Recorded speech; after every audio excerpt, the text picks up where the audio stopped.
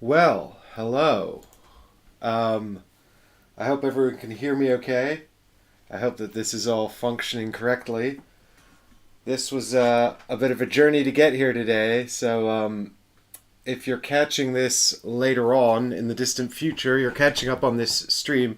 There'll probably be a time code down below in the description where you can catch up to the where the gameplay actually begins, because I'm taking a rather chill start today because we had a little bit of a hiccup getting all of the technical equipment up and running.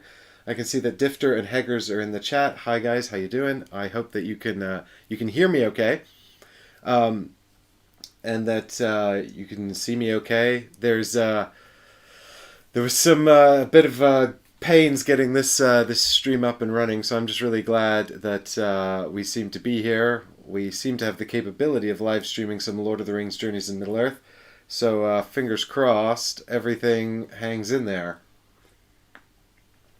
But we're just going to have a rather gentle start here, because I had hoped to have everything set up and ready to go, and now I'm an hour late. I've just got the technology up and running, but that's sometimes the journey, you know. I've already had my journey, but we're going to take an adventure now, and this one's going to be a lot more fun than the adventure I've just had.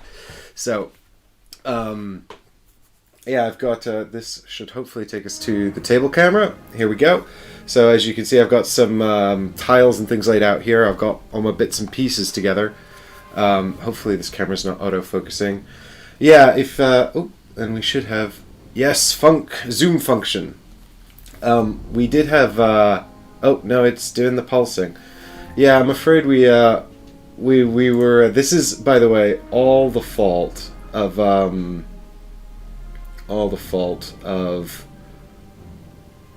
our good friend Half-Truth. Let us not talk about Half-Truth right now.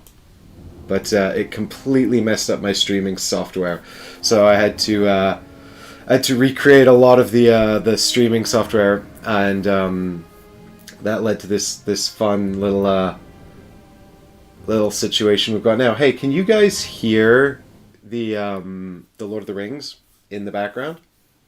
Hey, Lasse, how you doing? Thanks for joining me. Hey, Ben, thanks for joining me in the chat, guys. I'm looking forward to this stream as well. Let's get started as quickly as possible. I don't know if you guys saw, I put out a tweet yesterday for suggestions on characters to play. I'm pretty sure in the solo mode you're actually just supposed to play one character, but I thought it would be yeah, I thought it would be more fun for us if I played two characters.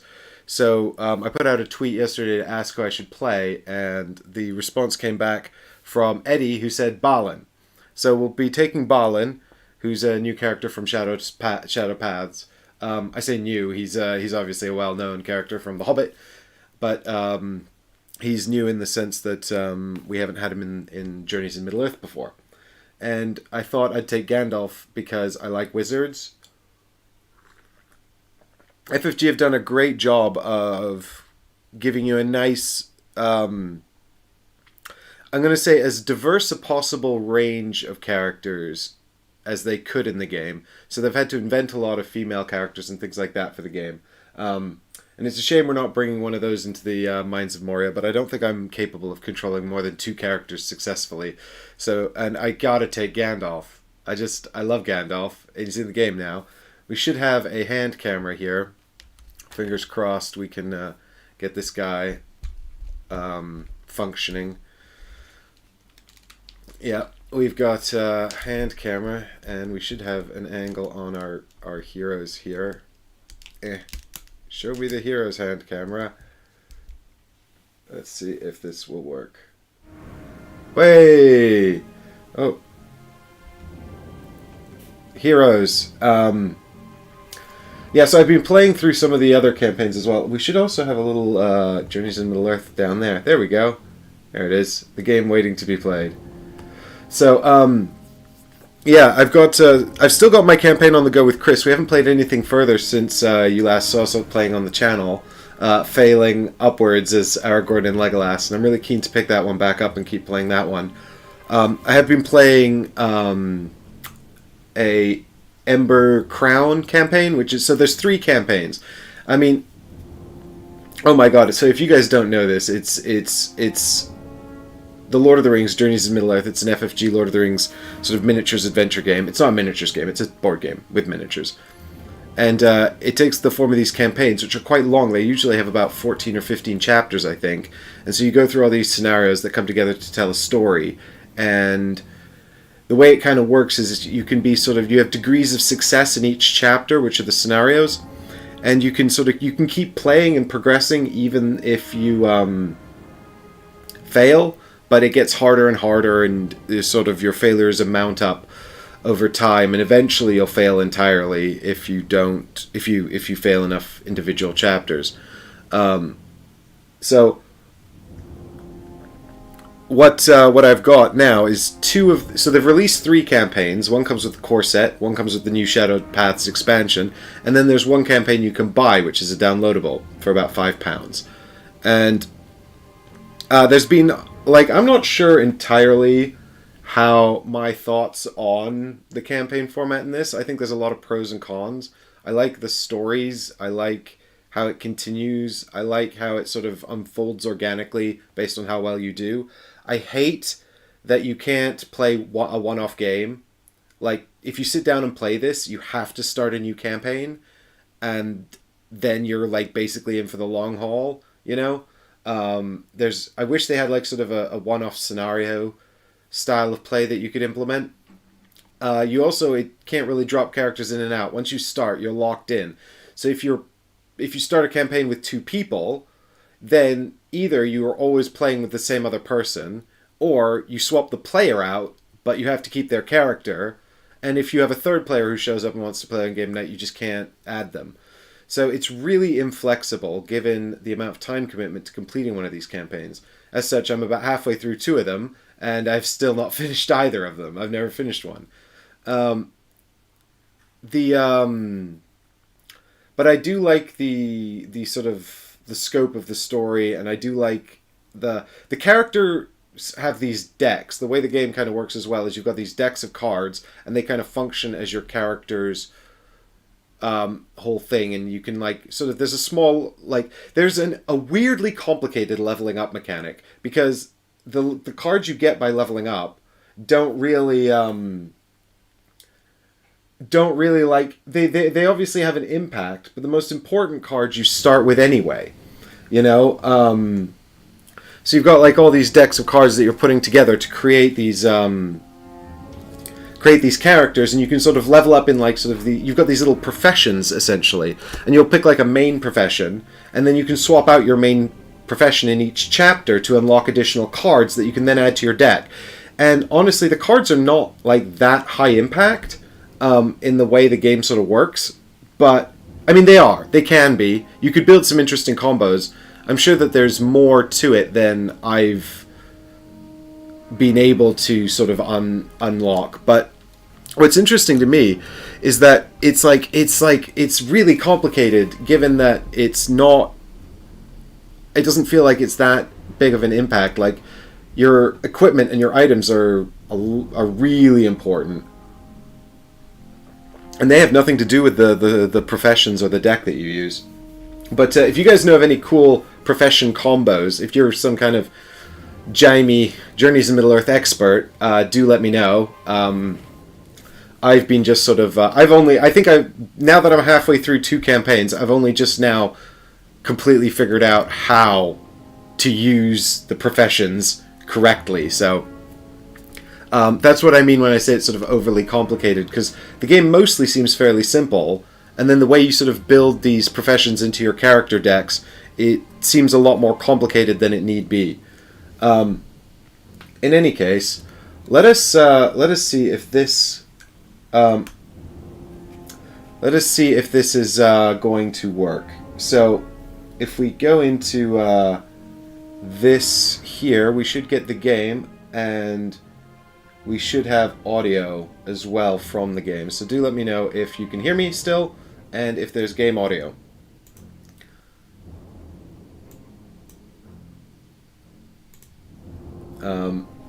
But we're going to be kicking off a campaign for Shadowed Paths. So if we go into a new game here.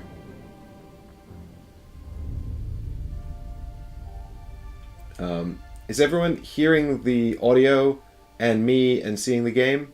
I hope so. Let me know if the game audio is too loud or if you can't hear it at all. We can adjust that. So there's Bones of Arnor. Audio good, video good. Game audio very quiet. Okay, well I'll bring the game audio up a little bit. There we go. Now let me know if it's too loud. Good evening, Bruce. Thanks for joining me in the chit chat. All right. Well, we can adjust the game audio, but if it gets too loud and you can't hear me anymore, do let me know. The game audio is just it's just some nice music, and there's like little sound effects when you fight the monsters. So I thought it'd be nice to have it.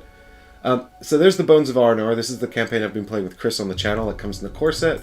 There's the Hunt for the Ember Crown, which is paid DLC that you can unlock. And here is the Shadowed Paths campaign, which is the one we're going to be starting today. And there's a little bit of teaser text here. And you can see Dis. This is one of the characters they've added. She's a female dwarf character fighting a giant spider. And it says, "Darkness is growing in the heart of Mirkwood Forest and deep in the abandoned mines of Moria. Giant spiders and chilling shades terrorize those who stray from the path, and the wood elves are arming for war. Will your band of heroes brave the darkness to discover what new power lurks in the far corners of the land?"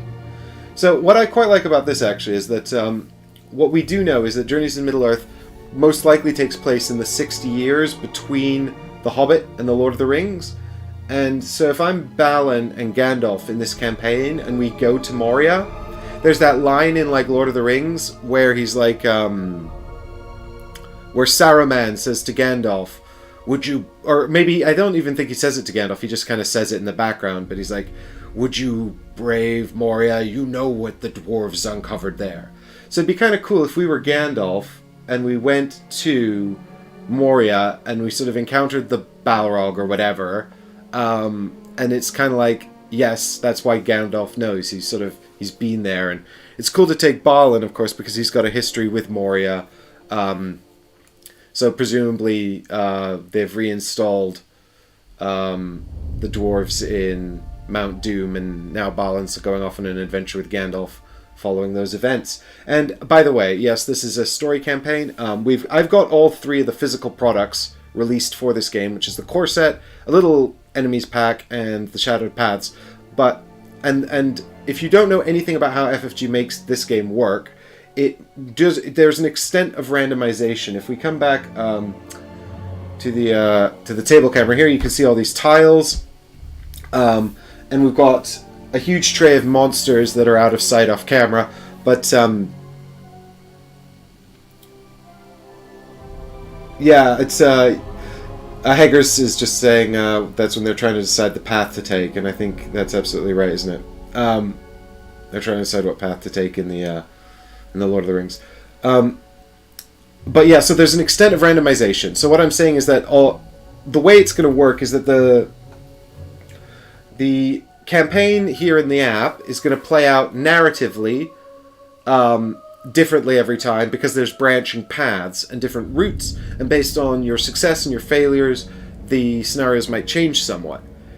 But the way each individual chapter will play out will also be slightly randomized. There'll be sort of different random events, there'll be different monsters, the tile layout will be different as well. All of this stuff is sort of procedurally generated by the app, so it's a bit different every time. Having said that, the broad overtone of the campaign will be the same. So the main plot points, the main story points will be the same every time you go through this. You might have different chapters. There'll probably be a point where it's like, do you go into the forest or do you go over the mountain, and you'll do a different thing based on what you chose. My point is that there will be spoilers in this. I can't play it without revealing spoilers. That doesn't mean the game is completely devoid of replayability at that point. In fact, I've played through the core campaign, like the first sort of 3 or 4 chapters, twice, and found it to be quite different each time. Reasonably different, and so it is quite compelling. So anyway, that's your caveat there. So there will be spoilers, and depending on how you feel about that, those spoilers will be forthcoming.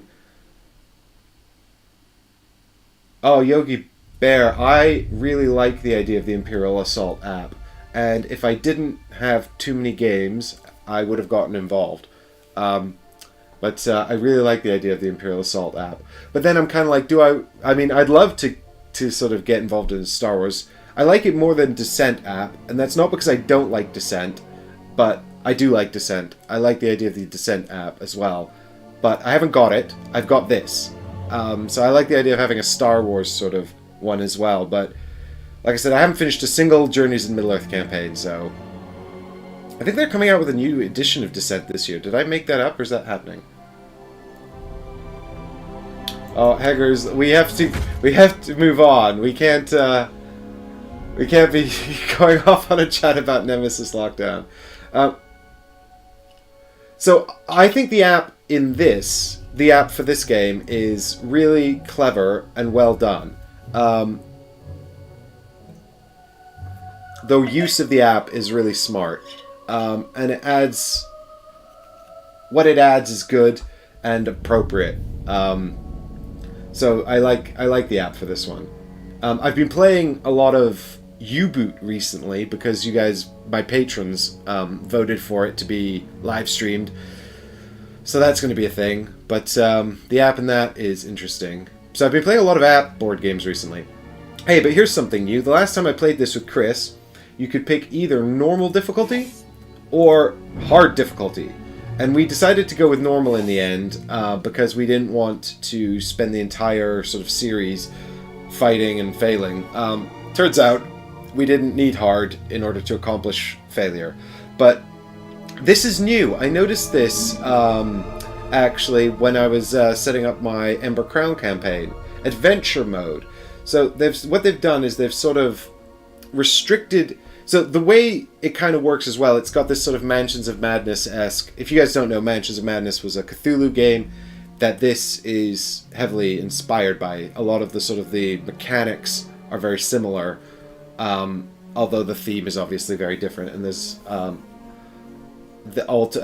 Mansions is purely scenario-based, whereas... oh, Bruce, don't get me started on Stressful U-Boot.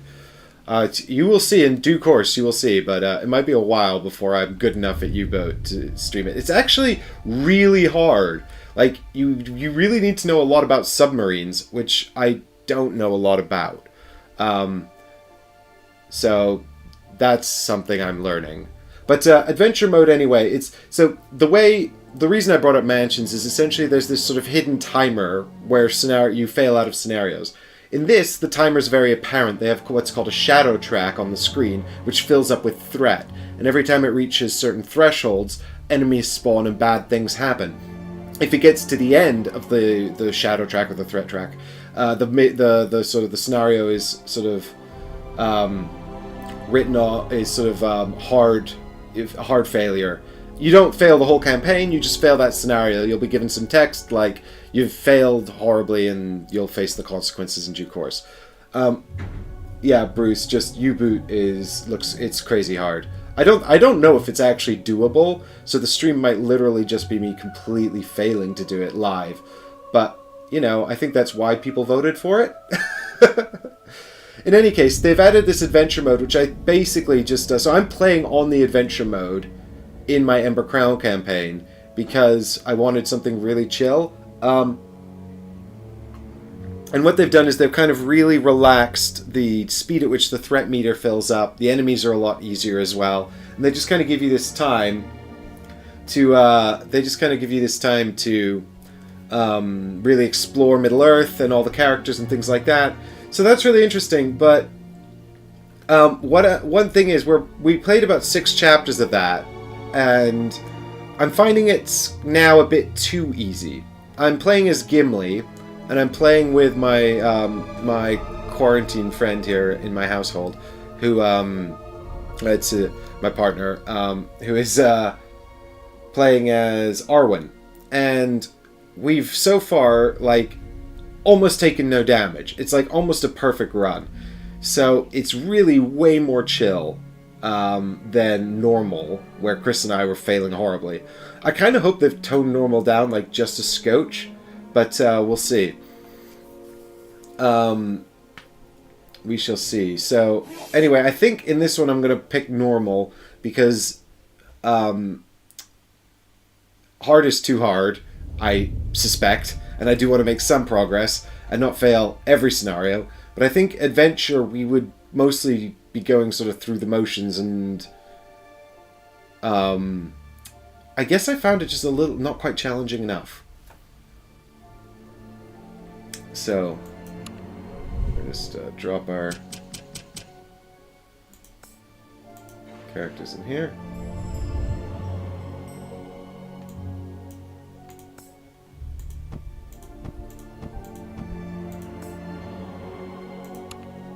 So they give you these selected starting items. Chris and I changed them up when we played this last, but I think I might just pick. Just spot those hackers. Bruce, no, there's adventure mode as well, but like I said, I mean, the thing is, Chris and I were complaining because it felt like the threat meter, the sort of the time limit, was really a carryover from Mansions, and what we wanted was to be more chill and feel like we could explore Middle-earth more, and have a bit more time to do that. And so we were complaining in normal mode that we were already having to be too strict about how we used our time. Adventure mode is clearly sort of in response to that criticism. I don't think they watched us and responded to our criticism, but I'm sure we're not the only people that have observed this, right? So adventure mode is... But I feel adventure mode swings a little too hard in the opposite direction. I would have liked adventure mode to sort of have... I would have liked adventure mode to have harder enemies, but give us more time to explore the world. Because I didn't think that the challenge level of the enemies was what... I mean, I would have liked it to be a scotch easier, but I didn't think that that was like way out of alignment. Whereas I thought that it was the time, really, the pressure of the time that was too much. Let's bring up our little Jaime here and come into here. Okay, so now I'm going to put together Gandalf and Balin. And this is all a bit of a mess, guys. I'm sorry, because the technical issues, it was all quite late. It's getting set off. Now I don't know where my characters are or anything, so I do apologize. It's not actually also the easiest thing to have 3 campaigns on the go all at the same time. But because it can play up to 5, so long as you only have like 2 characters in each campaign, you can run a bunch of campaigns simultaneously. It's only when if you have 5 characters in one campaign, you'd struggle, I think. Yeah, Bruce, that's pretty much bang on. Except I think it's a little too easy.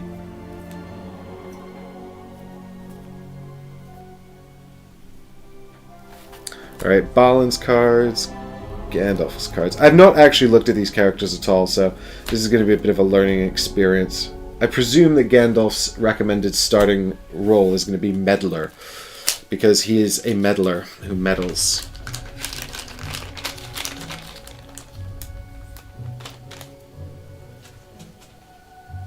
I really like the Arkham Horror card game. We played it a couple of times on the channel, actually. And the only reason I didn't get more into it, I think, is because, generally speaking, I found the amount of content overwhelming, and also I find deck building not the most enjoyable thing on the planet. Right, what am I looking for?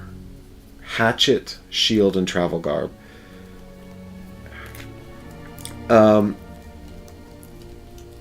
Though I like it more in Arkham Horror, the card game, than in competitive games, but it still just kind of feels like homework to me.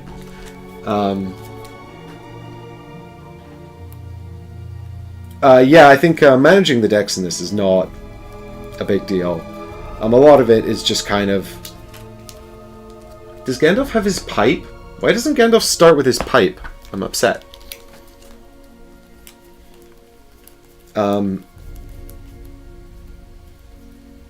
That is an oversight as far as I'm concerned. Are there one-shot campaigns for... You mean like one-shot scenarios for... Sorry, chat says I should try the one-shot scenarios for Arkham Horror LCG. Which would be interesting, actually, to do. But, again, like, you know, now I just feel like there's so much content out there. And I don't have any. Murder at Excelsior Hotel. Sounds interesting. And I don't have any of it. I've got, like, the core set, and that's it. Oh my god. Where are these items? Why don't we have a hammer? I guess dwarves are axe people, right? Shield. This shield. There we go. And sword. Oh, I think I might have given the sword to another character. Nope, it's there. Right in front of my face. Cool. Okay. Yep. Should have done this off camera. My apologies, guys. Just, one of those things, but... What I like about, oop, there's a cloak for Gandalf. What else has he got? A walking stick. And we need a travel garb. Why doesn't he have the ring mail, man? The ring mail is sick. Travel garb. Increase your fear limit by 1. What is Balin's stats? Okay. So he's almost the same as Gimli, but a little bit wiser. Well, we'll take the recommended starting items, even though I think I know better.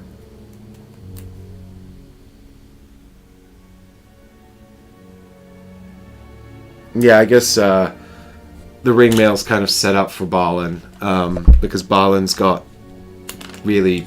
I'm just knocking my mic. Sorry about that, guys. Right, we're actually on the hunt for the smoking pipe. This is the quest to find the smoking pipe. It's going to be like in The Hobbit when they find the ring and they don't realize what's going on.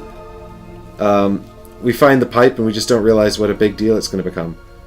Alright, here's the walking stick. And we're all set for items. I've got my little item card trays out here because this game has a lot of cards. To keep track of. Oh my god. I'm a disaster over here, you guys. Alright, get out of here, things. We won't get any more items for ages because that is the way of things. In this game, it's hard to find items. Mostly, I say that, in adventure mode, it's easy to find items. We've got lots and lots of items in adventure mode. In not adventure mode, which we're playing today, it's a lot harder. Alright, back to the game. Alright. Oh, what's the party called? Hey, Haggers. I think, do you know what? I've only spilled the coffee cup one time. Lasse, I would go with... I mean, I've basically only played it at 2 and 1. And even when I was 1, I was playing 2 characters. I think that 5 would be too many.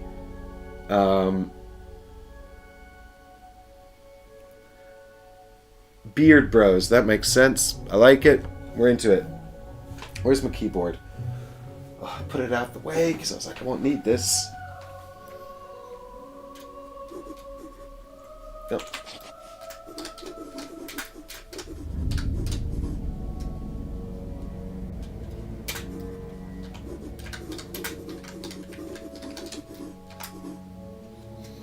There we go.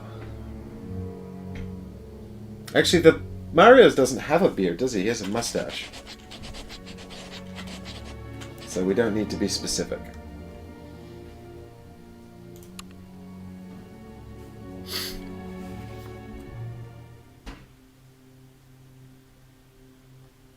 The beast was at least 20 foot. Swear on my life. And its vicious sting dripped a vile black poison. The traveler's words echo in your mind as you peer through the underbrush of Mirkwood Forest. You know the spiders of Mirkwood are rumored to be huge, but 20 feet tall? Hopefully, the fellow was simply too drunk to know his own mind. Even though you have doubts, the many stories of growing danger in Mirkwood have drawn you to visit the realm of the Woodland King. You have your gear and many adventures behind you, but who knows what could lurk around the next corner, shaded under thick, rustling boughs. Gripping your walking stick firmly, you take the first few steps into the dark and cool of the forest. You know, this person looks altogether too happy to be going for a stroll in Mirkwood. If I knew that there were, like, hordes of giant spiders in a forest, I'd not be, like, sauntering around like that. Even if it's like, oh, but they're not in this part. It's like... uh-huh.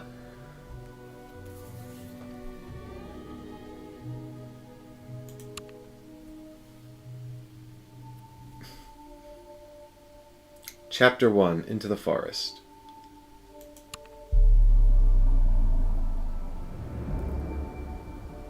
Eastern border of Mirkwood. Hearing rumors about gigantic spiders infesting Mirkwood, you resolve to investigate if the rumors are true. You will have to seek out ways to fight the foul beasts. You know the nearby mines of Moria produced relics that could be of use, if the relics have survived through the years, that is. So too might the elves, led by King Thranduil, aid you in fighting this menace. The next adventure will be a journey map. For those of you who are unfamiliar with the format of the game, there is two kinds of maps. You've got a journey map, which is made up of these tiles here. You can get rid of that guy. Made up of these tiles here. And a battle map, which is played on these tiles here. I'm so glad pulsing table camera's back. I definitely turned that off. It's just automatically come back on. Man, I'm gonna get rid of OBS. I'm sick to death of it. All of today's problems are OBS.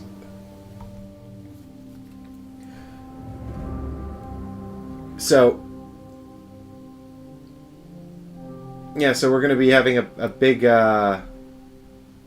map for this one with all the journey tiles that I was just showing you. I mean, it seems silly to, like, go into Moria to find relics to fight giant spiders in Mirkwood, but, you know, never mind. Hey Eddie, thanks for joining us. How you doing? Okay, so we should have... These are all the different professions, right? And you can sort of mix and match them, or you can go with one, and as you level up over the course of the game, you'll unlock new cards in each profession. But like I said, it's not like a massive sort of part of the game. There's not a huge focus on it. And unlocking additional professions as well is kind of annoying. But maybe that's just me and my reticence to deck build. I don't know. To be fair, I unlocked another profession in our adventure, our Ember Crown adventure, and then I found a lot of cool combos I could do with cards in ways that I didn't even realize I could do. So I got excited about it then, but I don't know if it's better to just like try to unlock a whole bunch of cards in one profession or try to sort of combo a couple of professions and get some good cards. I genuinely don't know. Well, each role, Selkath, each role, so I've been asked in the chat here, what do the roles do? And each one is sort of different. So, for example, the burglar is really good at sort of hiding and sneaking around and agile. The captain has sort of like support characteristics that can be used to move people around, I think. The guardian has a lot of this keyword guard, which it means that they can prevent their allies from taking damage. The herbalist is really good at healing damage. I'm sure Gandalf's going to be a meddler. The smith can sort of use items and things in different ways to do different stuff. The traveler is really good at exploring the map and talking to the people you find on the map, things like that. So, yeah, right, Eddie, I think we're going to be annoying a Balrog. I think they're perpetually annoyed. The Further Adventures of the Flowing Beard Gang. Okay, deal. That's what this episode's called now. That's what this whole series is called. Alright, I need to get these heroes out of here. And on the back of each character, there is a recommended role, actually, that I didn't even check. Do you guys want to hear the Balin fluff? Too bad, because I'm doing it. On his many journeys through the long years, Balin has never met a challenge that dissuaded him for long. The darker the path, the more treasures that might lay hidden from view, only waiting for the brave and clever to uncover them. After Balin successfully reclaimed Erebor with Thorin's company, the dwarves thrived.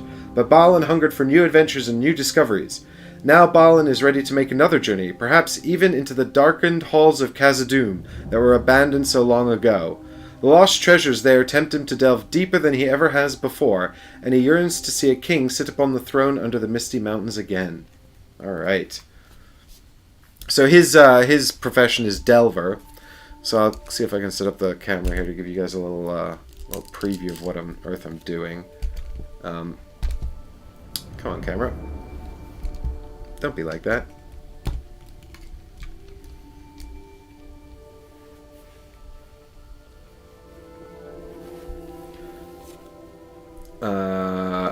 Hello. So what we've got going on here is I'm building Balin's deck. So Balin comes with a bunch of these Balin cards, 5 of them that go into the deck as part of it.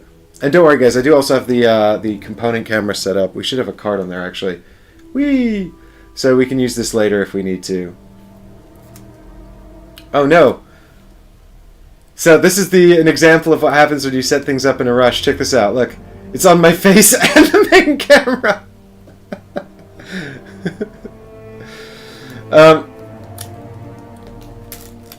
So we're going to find the Delver class here and assign that to Balin. So when we'll talk about, so each class comes with like 3 cards here that are green. And these are sort of like core cards that you'll get for your main class. And as you level up over the course of the game, you can unlock these other Delver cards that you can put into your deck to do different things. If you later swap to a different class, you can keep any upgraded cards from your first class, but you can you'll change the green ones out for whatever your main class is at the time. And you can swap your main class or profession or role, whatever. You can swap it back and forth whenever you want. There's no restrictions, and also your experience points are a currency that you use to buy cards, but you can swap the cards in and out as you like. So you're not really you're not locked into any cards that you might have bought that you don't like. Hey Paul, thanks for popping in. Playtest sounds exciting. Are you playtesting anything interesting? That's Paul from Gaming Rules just saying hi. And checking in. I know you were playing this, Paul. Did you ever finish your campaign? So at the moment we don't have any of these cards unlocked because we have 0 experience points.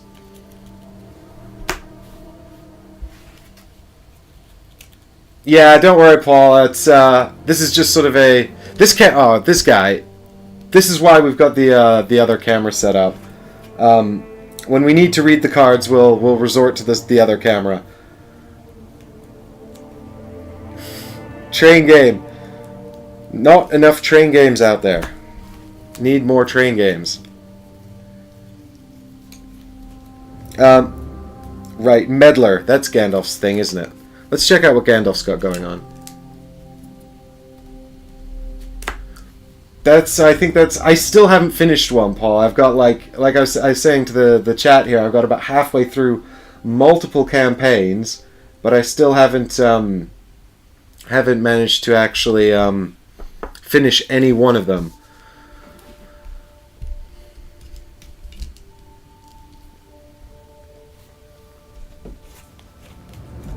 Yeah, Gandalf's got the Meddler role. We can put this guy up on hand camera, on the component camera, can't we, guys? I'll read it to you from here. Let's see if this is alright. Hey, there we go. Gandalf is known by many names, Some know him as the Grey Pilgrim, while others call him Stormcrow or Greyhame. Though he looks old and stooped, his gaze can unsettle those who are not used to the wise wizard, giving them the sense that he knows more than he ought, and sees things that you might prefer to hide. Gandalf has powers at his command beyond what mortals can wield, for he is of the Istari. A member of the White Council, Gandalf is chiefly concerned with keeping the forces of corruption and shadow at bay. He knows what could come to pass if the Council falters. Boop. Alright, I need to sort out that main camera. Yeah, Paul, I've got a bit of face tracking on the main camera here because otherwise I'm moving around, reading cards and components, and I just keep falling off of the screen. Right, I need to take this out of here. Are you sure you want to do this? Yes, I'm sure. But actually, what I'm doing is this is the main camera setup here, and I'm running it through a program like Snapchat, and then I'm importing the Snapchat camera into OBS, so I can turn on this focus to follow me around, so that I'm not constantly moving in and out of the inset. Right, what are we doing? We're building Gandalf's deck. And Gandalf is, of course, a meddler. So, let's find that meddler deck. We've got Gandalf's cards here as well, which I haven't actually looked at, but this is going to be exciting to find out what his powers are like. And Delver and Meddler are both new roles that have come in the Shadows Paths expansion, so it'll be exciting to learn how these function as well. But you start with the 3 green cards in there, and we'll put the others to one side. We can grab those when we get some level ups later on.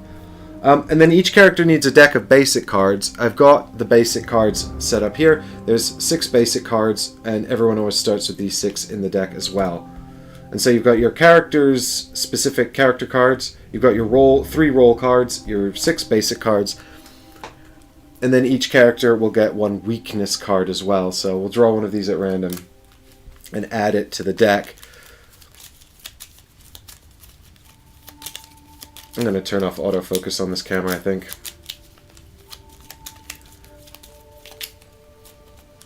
Alright, let's find out what Gandalf's weakness is. Lazy! Oh, that's all the pipe weed he's been smoking. And here's one for Balin. Off course. He's lost in the mines.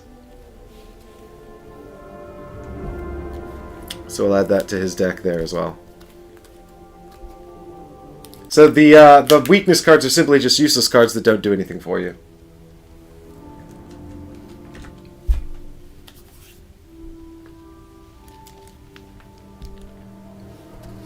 Alright. Where are we at? Back to the app. Alright, so Balin is going to be a Delver. And we're going to start off with Gandalf as a Meddler, because those are the recommended roles. And I ain't got any better ideas.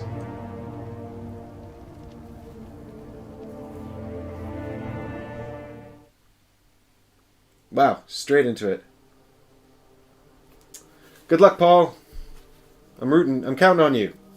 But don't use up all your good luck. Save some of it for Wednesday. The trees and undergrowth of Mirkwood leave little room for you to maneuver, and your travel is starting to slow. So we're off in the forest. Alright, well, before we start setting up the forest, let's just quickly give our character decks a shuffle here. And make some space. One of the things I was talking about I liked, we can bring in this little guy here as well, is you see that shadow fog on the main game there. It's showing me where these journey tiles are going to be placed, so I can kind of plan my table space a bit. I talked about that, I think, in the other series. I'm probably repeating a lot of stuff if you watch that series that you've already heard, but... And you can see along the top of the app there as well, that's our threat meter, our threat tracker. So Gandalf can come down here. There's his deck. items at the top there. We've got 2 weapons, but we can't use them at the same time. We can either use our sword. Alright, I need the basic cards for Balin. Here they are.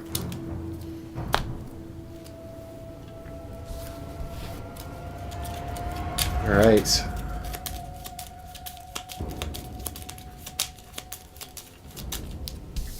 Here we go into Markwood. I want to go Moria. I want to go Moria and find treasure. Yes, Stacy, thank you for reminding me. This is something I always forget. Oh my god, you're a hero. You've got so you've got your all of the roll cards are numbered, and you start with roll cards 1 to 3. Okay, let's see if we can sort out this camera as well. Bear with me, guys. I might just you might lose some sound, you might lose my face for a minute, but this camera is obviously having a bad time.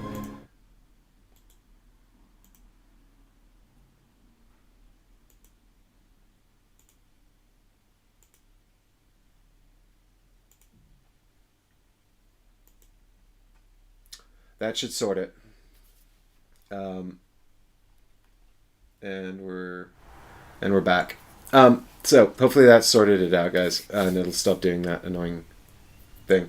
Yep. So your roll cards are numbered 1 through 12, and you always start with 1 to 3 cards from your main roll in your deck, which is important because they're really good. And roll card number 1, you always start with prepared. So prepared cards are cards. Wow. Let me show you guys a card here. And I can talk you through basically what we're doing here. Let me find Delver card number 2 from Balin. Alright, get out of here, sample card. So, here is a card, and amazingly, it looks alright, actually. Me and the green screen have been having little fights. This is Shadow Sight, and you can see there's 2 sort of main things we're looking at here. We're looking at the text in the middle of the card and the symbols in the top left. And the symbol in the top left is going to be used for resolving tests. And tests are how we're going to resolve basically everything in this game. It's sort of instead of the dice from Mansions of Madness. So there's a bit more control. A huge part of the strategy in the game actually is how you manage this deck of cards. So you can find your successes when you really, really need them. But if we prepare cards, we essentially use the text at the bottom, and if we do tests, we use the symbols in the top left. And invariably, all the cards with successes on them, like this card with the orange symbol, are also quite good to prepare. But if it's prepared, then we can't use it to resolve tests. But it'll come back around. Prepared cards don't usually stay prepared for very long. You typically trigger them and then discard them. Although some of them will give you a passive ongoing bonus when they are prepared. So some of the cards are actually garbage unless you prepare them, so you do want to prepare them. You can actually also, as a side note, prepare your weakness. And if you prepare your weakness, the card that we were just shuffling in, it won't do anything for you in the prepared state, but what it will do is be out of your deck, and it won't come up when you test. So that is something that might be worthwhile to you to do. Anyway, you'll see all about how this functions as the game goes on, because you do it like all the time. There's going to be a lot of me shuffling and preparing cards.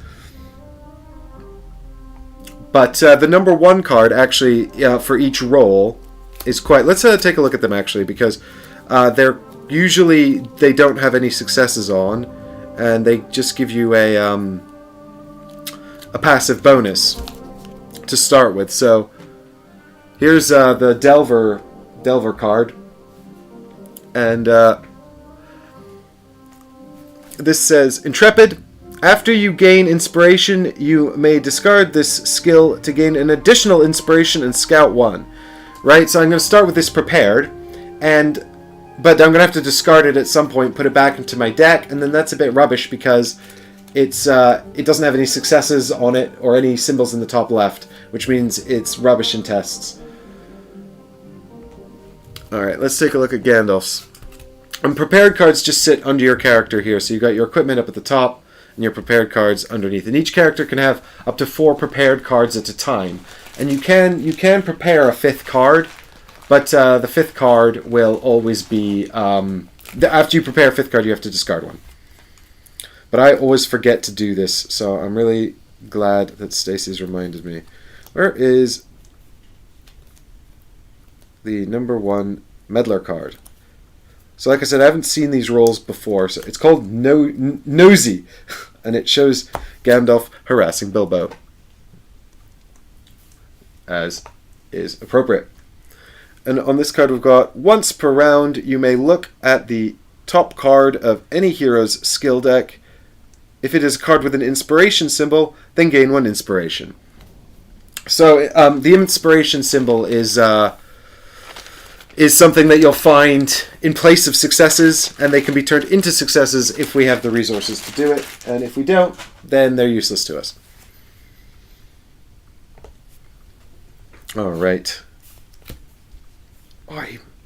These are going to be tricky to use because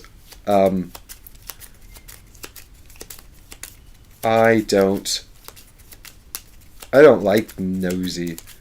Although it is passive, and we don't have to discard the card, so it will just sit there forever and not be in our deck, filling our deck with useless cards. So that's good. Okay, we got our travel garb, we got our shield, and we got our hatchet. We've also got each of us a character ability, and different kinds of... Ooh, Gandalf has a lot of hit points.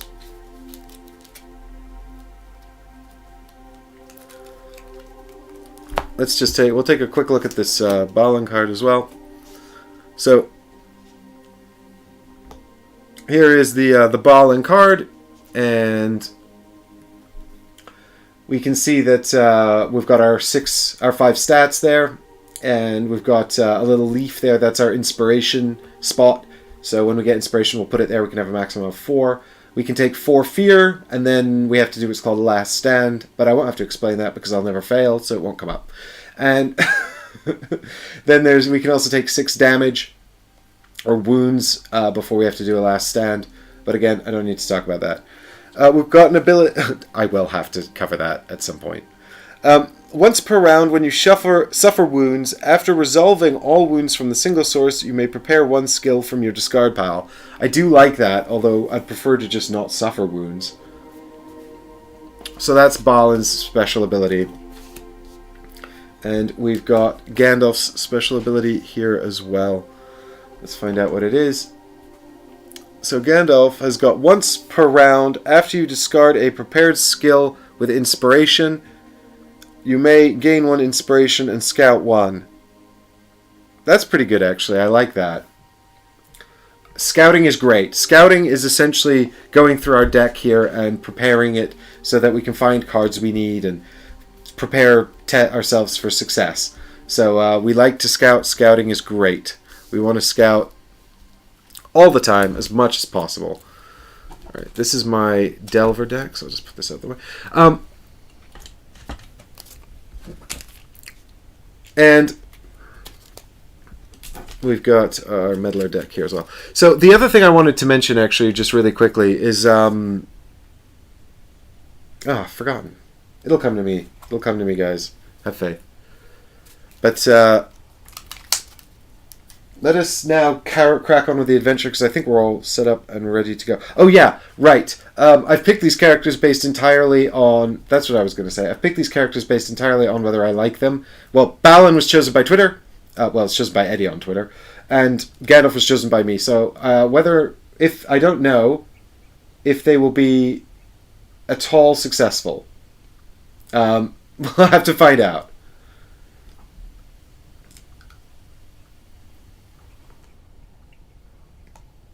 Okay.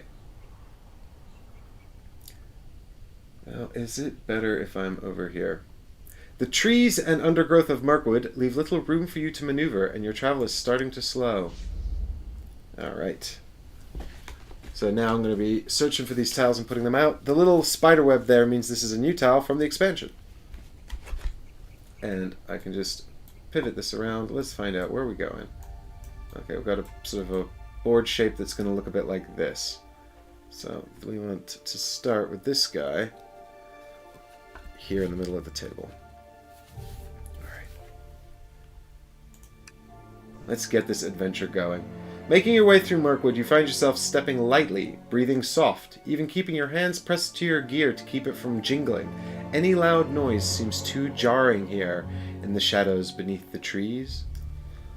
In adventure mode, you get to scout 3 in the first round because it's easier.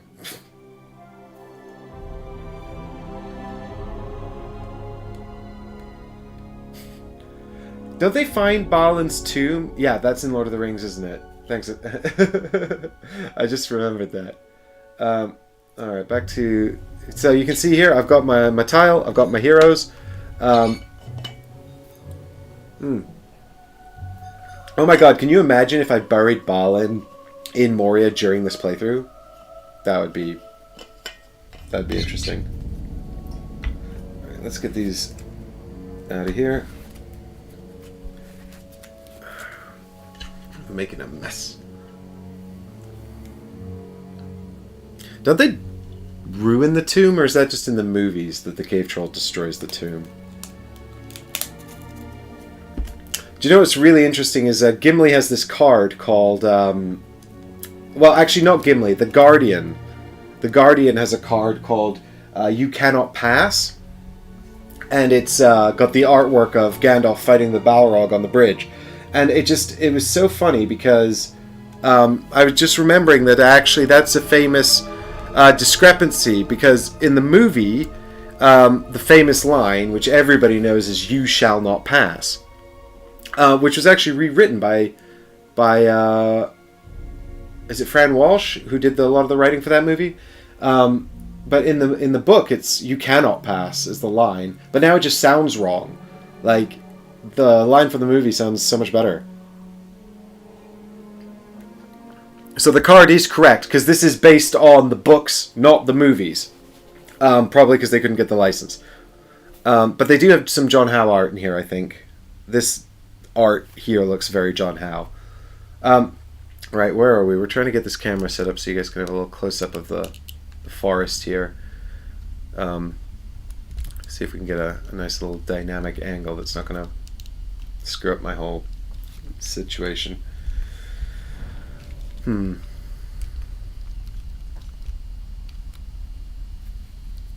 this will make everyone seasick. Where am I?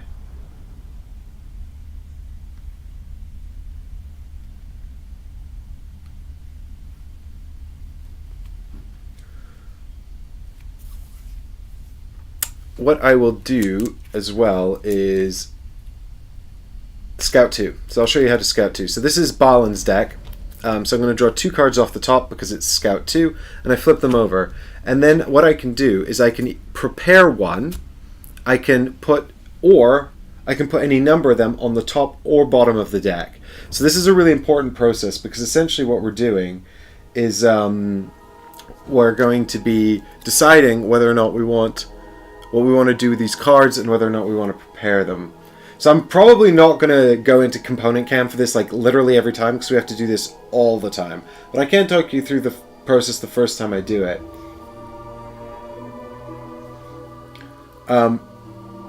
So we've got here Misty Mountains Cold and Loyal Friend. I've not seen either of these cards, guys. But we can see that in the top left, one has an inspiration symbol and the other has a success. When we do a test, we want successes. Inspiration symbols are only useful to us if we have inspiration. At the start of the game, we have nothing. So we probably want to put the success back on top of the deck so that we know our first test will have a success in it, and that will be useful. It says on the card at the bottom, I need to sort out this situation over here. You can see me leaning over to read. And the camera's like, where did you go? Before you attack, you may discard this card to test Spirit instead and gain 1 inspiration. Is that useful for... That is useful for Balin, which makes sense because it's one of his cards. Misty Mountain Cold is also a Balin card. When you scout, you may reveal 1 fewer cards to gain an inspiration. Oh, that's interesting. Okay, so I think what I'm going to do, guys, is I think I'm going to prepare the Misty Mountains Cold card because of what I talked about earlier. Guard is also really useful, actually, but I'm going to put the guard back on top and have a success here. And then we'll do the same for Gandalf. And we've got a Meddler card and a Gandalf card.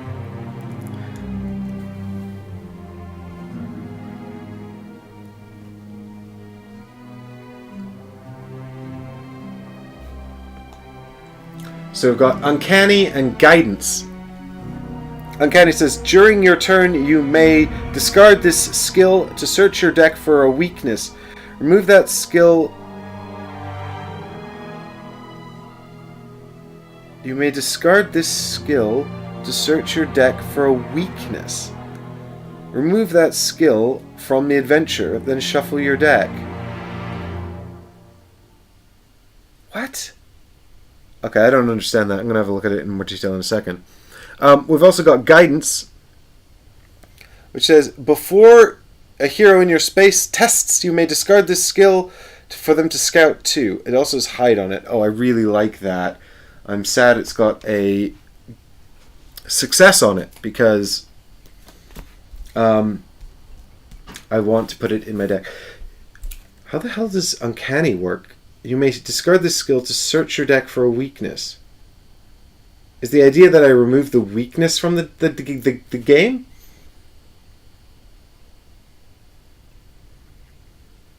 Why wouldn't it say remove the weakness from... I say from the game. Remove from the adventure means it comes out of your deck for this adventure, but the campaign is many adventures, and it will come back in the next one. I'm going to assume that that's how that works, in which case I want to prepare Uncanny so I can use it to get my weakness out of my deck. And Guidance, I'm going to put back on top to success on. Remember, we can only prepare one card per scout action. And let's go back to the forest.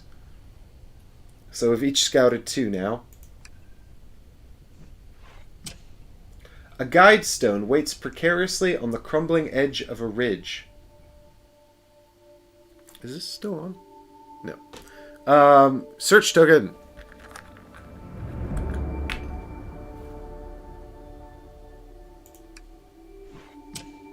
A ring of toadstools has popped up through the earth here. So this is all of the stuff I was talking about, where basically I was saying that there's all this fun stuff to investigate and things to look at in Middle Earth, but you see that track along the top? We ain't got time. We're just gonna run out of time. We don't have time to check out all of this stuff. A large chest is concealed in this patch of shadows, kept safe by a sturdy but corroded lock. I want to look in the magic chest. A loose pile of rocks lies on the ground. Something glimmers within. Man, this glimmering pile of rocks in your starting space, I encounter in almost every adventure, and every single time I've tried and failed to find anything useful inside. What I mean is that there might be something useful there, but I've never succeeded in actually finding the thing in the rocks. It's a terrible lack of competence on my part.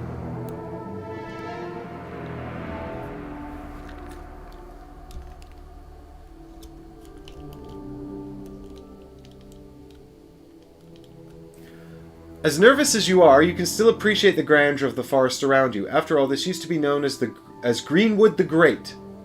Each hero gains an inspiration, and each elf may become hidden. I should have brought an elf into the forest. What was I thinking? I only brought a super powerful wizard who's definitely balanced and not OP.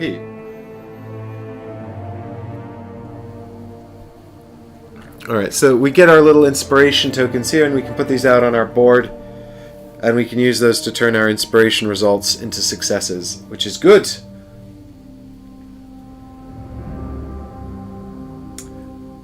Right.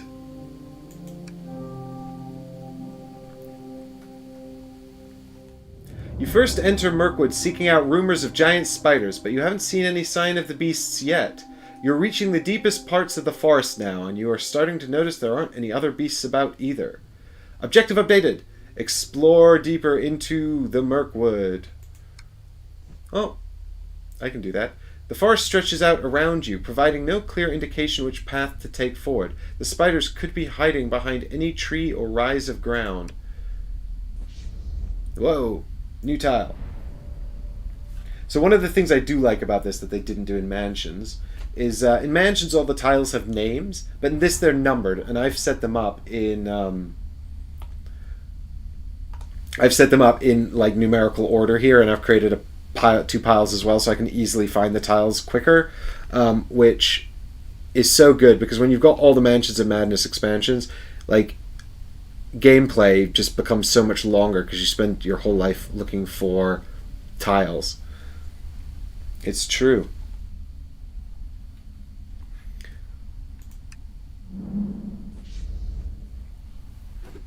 $3.13. Okay. There's also this new dangerous terrain mechanic in this game, which I sort of read the rules for, and I was like, yeah, that's probably not going to come up. And now I'm looking at these tiles, and there's this little symbol means dangerous terrain, and literally, like, all of them are dangerous. Well, this one's dangerous, this one's dangerous, all of the ones on this tile are dangerous. I'm like, oh, I should have read the rules for that more carefully. So we put some exploration tokens out, which means I need to go and reveal these tiles by looking at them. Alright. How are we doing? Action phase. Boom. We're all set up. We're ready to go. Exciting stuff. There's my hand camera. Pew! Alright, there's my dwarf. I'm a wizard in the forest. So we got a glimmering stone here that we can look at. This was the chest. There's you can bring up our... Let me just move this camera over a little bit. Creepy music, like... Do you know what this reminds me of, actually, is the Dagobah music.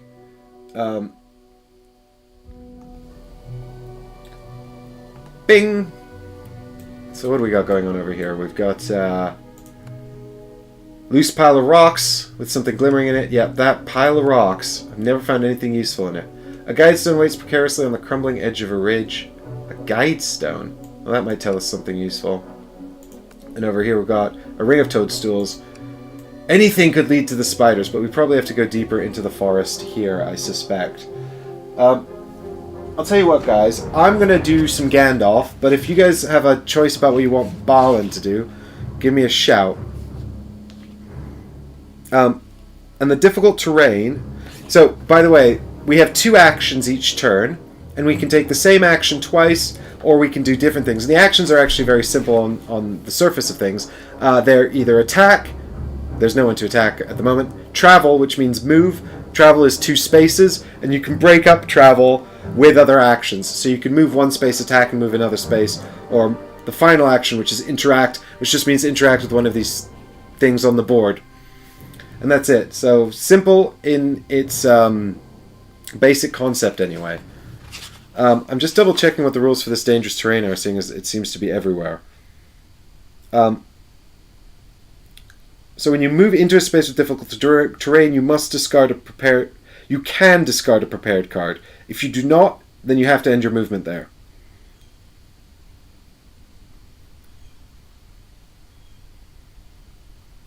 And you cannot gain any additional movement this turn from sprint cards and things like that.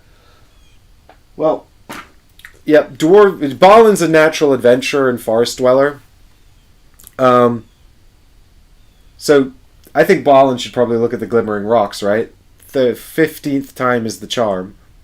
What was this up here? A large chest, right? I want to go look at the large chest. Hey, Jonathan, thanks for coming back. How you doing, buddy? We finally got the stream up and running. Jonathan was checking in on me on Steam, like, how's it going? I was like, don't talk to me right now.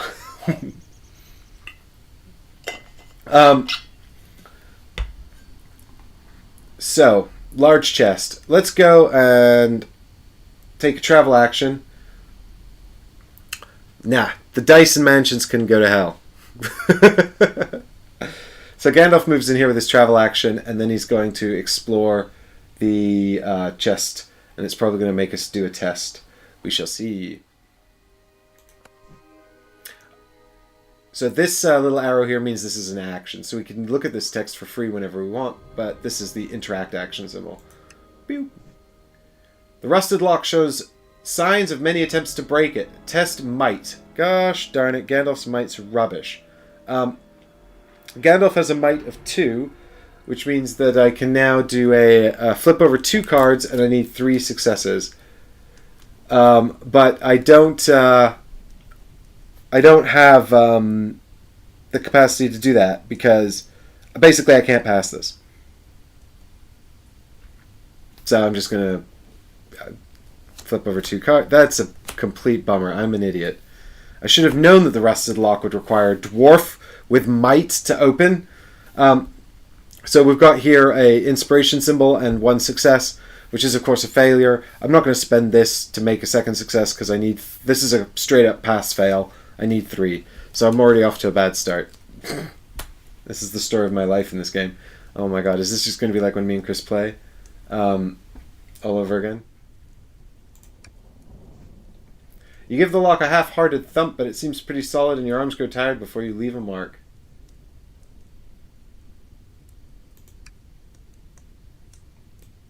Alright.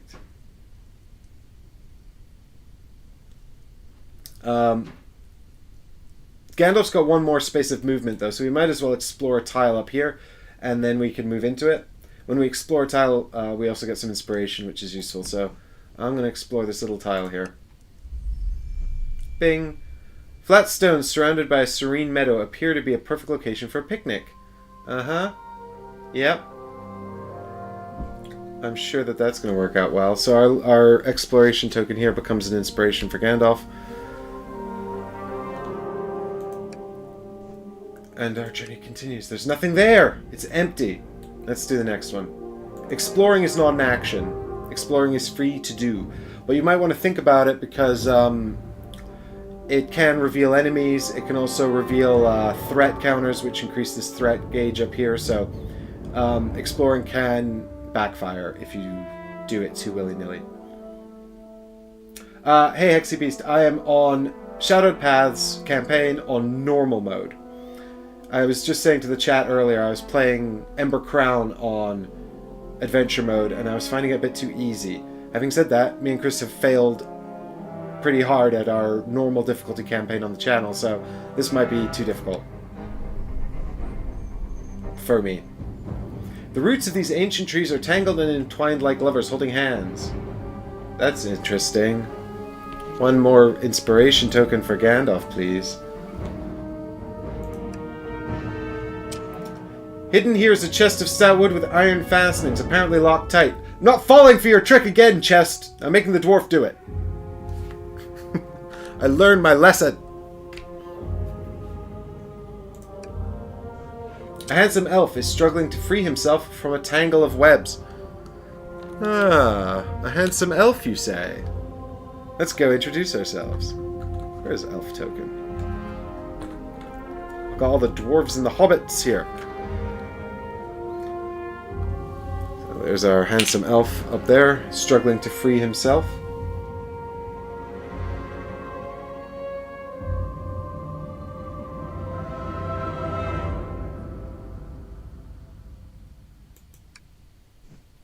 The tangle of Mirkwood has gotten thicker, and you notice shadows moving in unnatural ways. You hear a deep voice calling your name on the wind, though you see no one nearby who could be speaking.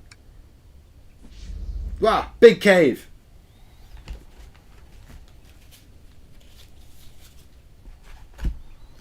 So big caves are full of darkness, and darkness is scary. That's a fact. So we want to be careful about spending too much time in there. We shall go in when we're good and ready. There's no rush, and I want to do some exploring. Because the other thing the game does is... Oh, wow, okay. Suddenly, out of the shadows, an enormous arachnid drops from above. Balin has to dive out of the way. Balin suffers 2 wounds, which agility negates, then place a giant spider in Balin's space. Oh my god. This is so much harder than adventure mode. I changed my mind. Bring back adventure mode. So here is Balin's agility test. Balin's got agility of 2. And that's what... Okay, so we've got 1 success and 1 inspiration. And I think we shall spend our inspiration here to turn that into 2 successes to avoid damage. Is that right? Oh, I actually, do you know what? I don't need to, because I've got the shield. And the shield says, once per round, when you would suffer damage, you may prevent 1. So, I prevent 1 with the success, and then I prevent the other with the shield.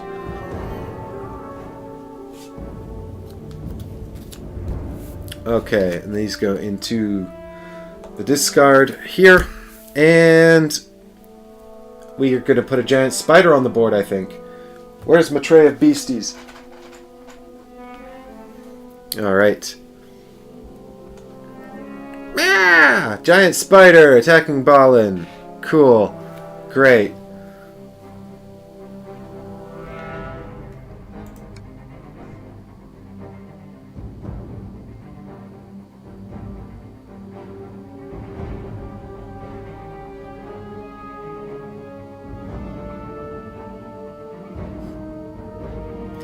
The foe has surprised you. You can hear others chittering in the darkness. You must eliminate the spiders that so threaten travelers. In Mirkwood. Objective updated. Fight off the spiders. Ah. Oh my god. I got to do one thing. I got to do one thing, and then immediately the spiders all came. Got all up in the business. So Gandalf's got 1 more space of movement. So, I guess we can probably let Balin fight the spider and progress over here into the forest. And now I'm in difficult terrain, so I would have to discard a card. But I'm not going to, because I'm not going to move again this turn. Now we're going to go over to Balin, and I think we're going to probably fight this giant spider. Because otherwise he's going to attack us. Let's find out if he's actually hard. Oh my god. Adventure mode is so much easier, you guys. What is this purple nonsense? Is that sorcery? I think that's sorcery. Can't remember if we've actually fought that before. But I think you need smite to get around that. So I need to do 6 damage. And I don't think I can actually do 6 damage with Balin. I'm just checking his... No, I'd have to hit him twice. I can do 5 damage. And a Sunder. But Sunder is no good against sorcery.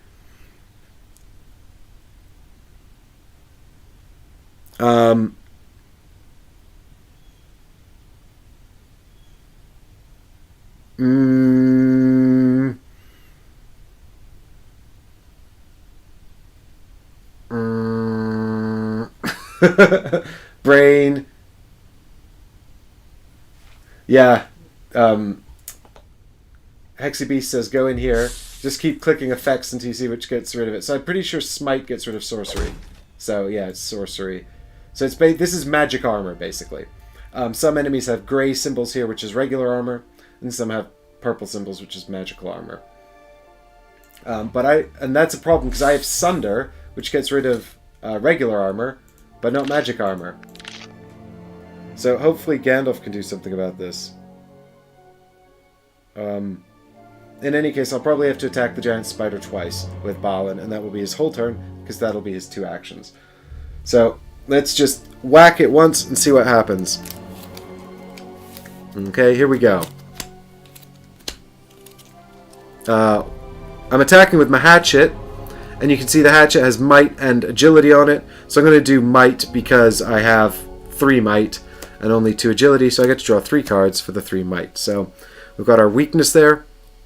And 1 success and 1 inspiration. So with 1 success I can do 2 hits with the hatchet. Now the spider has a total of 6 hits in it, so I want to do more than that ideally. But I'm trying to decide if it's worth spending an inspiration to go up to 3 hits. I'd need 2 successes on the next test, and I don't know if I'm going to get it. But, Okay, yeah, let's do it. So, what we've got here is 2 successes, which allows us to trigger 3 hits with Sunder, which is still 3 hits, right? Yeah. So, we go over here to our monster. We say, "You've taken 3 damage, you jerk." Oh, but the sorcery's going to come back, isn't it? I forgot about that. Oh. This giant spider's way harder than the giant spiders I fought in adventure mode.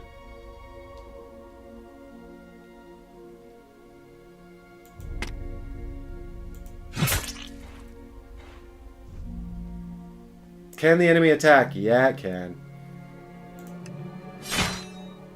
After trapping you with its legs, the spider slams its bulbous body down again and again. Might negates. Oh my god, that's gross. It's just like beating me to death with its abdomen? Alright. Chill out, spider. I don't like you that way. Okay, so now I'm going to do a defense check. Might negates, so I've got might of 3. So we've got no successes. Oh my god, not having agility sucks. I should have used my cards more intelligently. So I'm going to take 2 damage.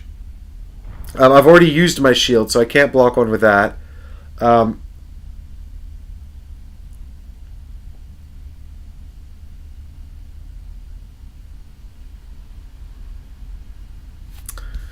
Okay. So here we go. Damage number 1. Weakness. Flip this face down. Done. Damage number 2. Weakness. Flip it face down. Who shuffled this? I want to say thanks. So there's 2 damage for Balin. And he's also got this ability. Once per round, when you suffer wounds from a single source, you may prepare a skill from your discard pile. So I'm going to use that now to prepare one of these skills. I'm going to prepare Undying Might, I think, because I can add a success to a might check, which I'm about to take to hit this spider again.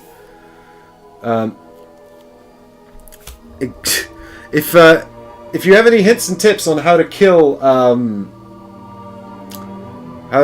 spiders, let me know in the comments, because I'm all ears. All right, so here we go. We're gonna whack the spider for a second time. So we need 4 hits. Yeah.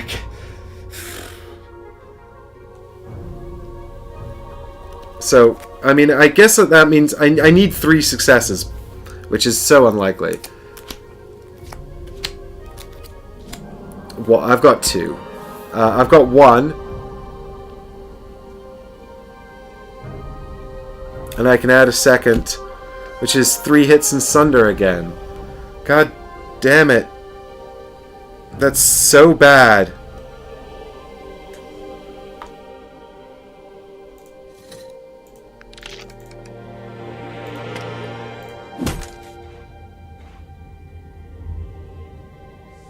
Yeah, I need a very big magazine, rolled up magazine here to help me deal with this.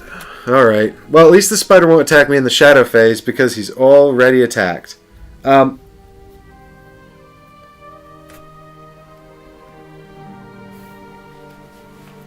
Okie dokie. Well, that's that. So, I guess turn's over, and now we're going into the shadow phase. Fun, good stuff. Yeah, exactly. Can we just leave this forest? This was all obviously a bad idea.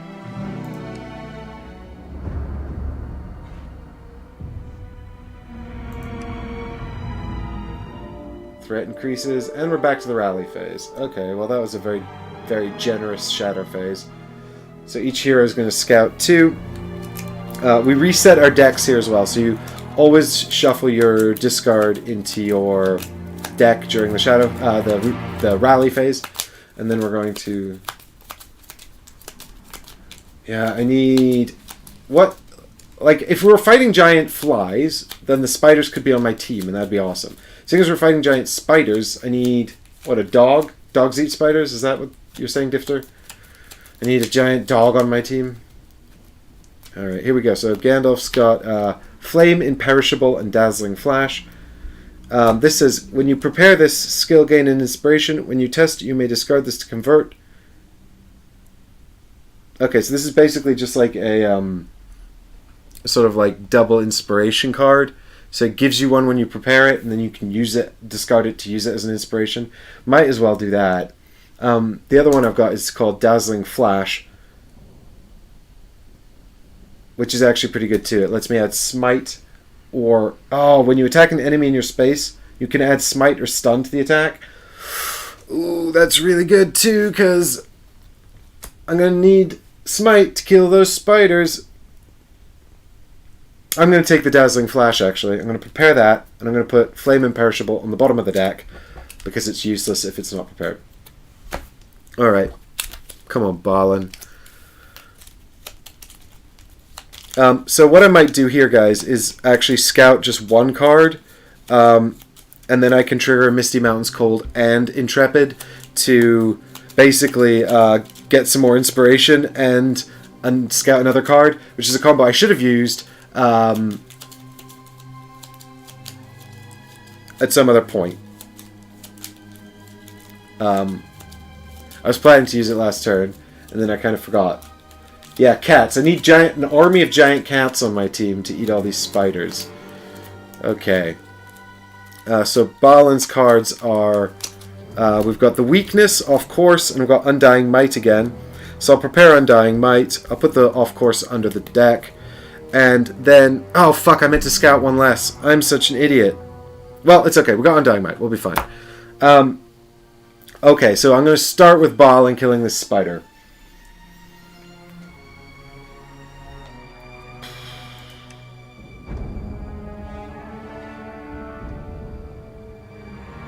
Alright, and I'm going to remember to use my combo next time.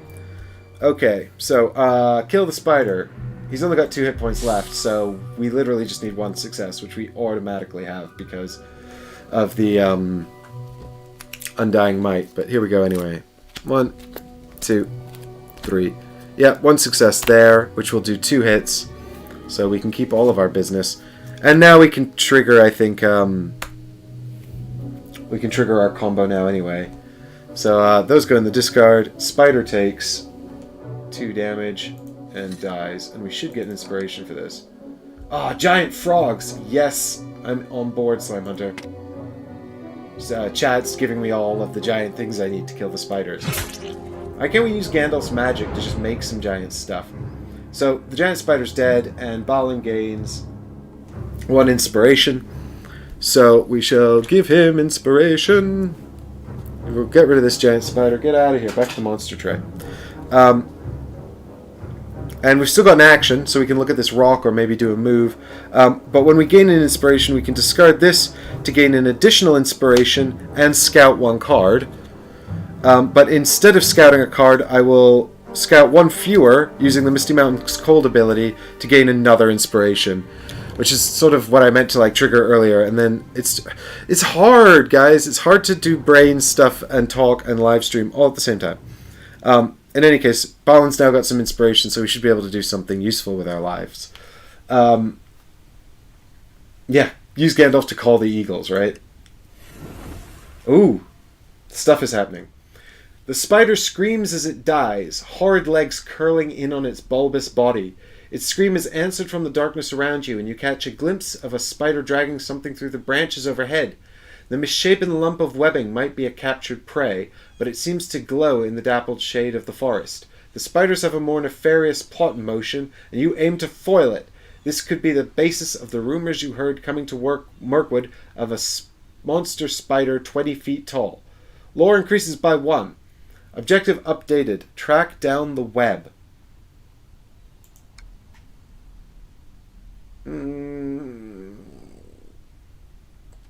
Okay. Okay.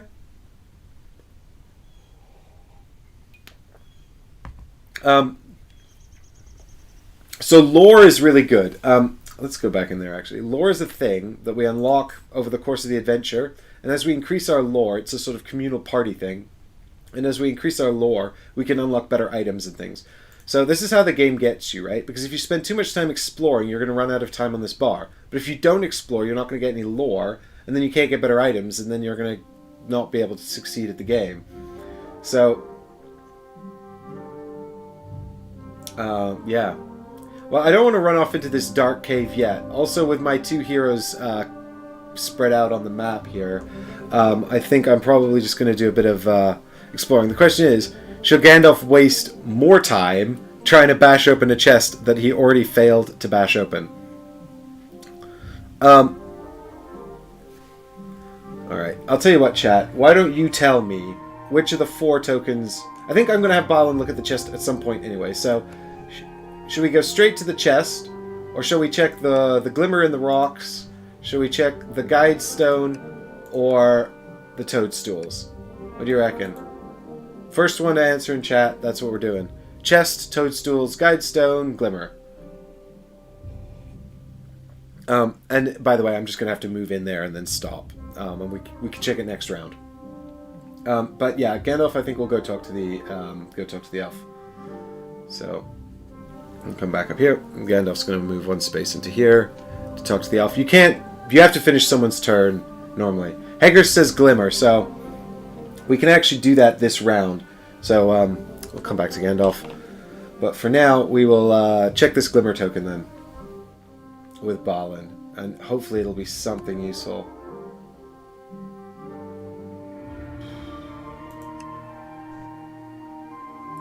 You pick through the rock pile, examining each stone as you go. Test wisdom. Well, my wisdom is 3, which is okay. Gandalf's is 4, which is better.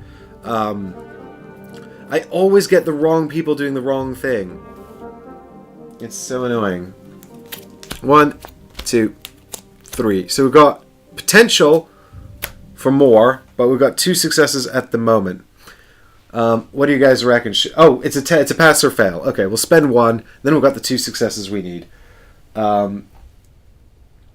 Pass.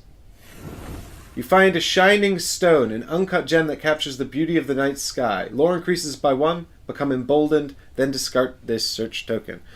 Whoo boy. So my issue with this is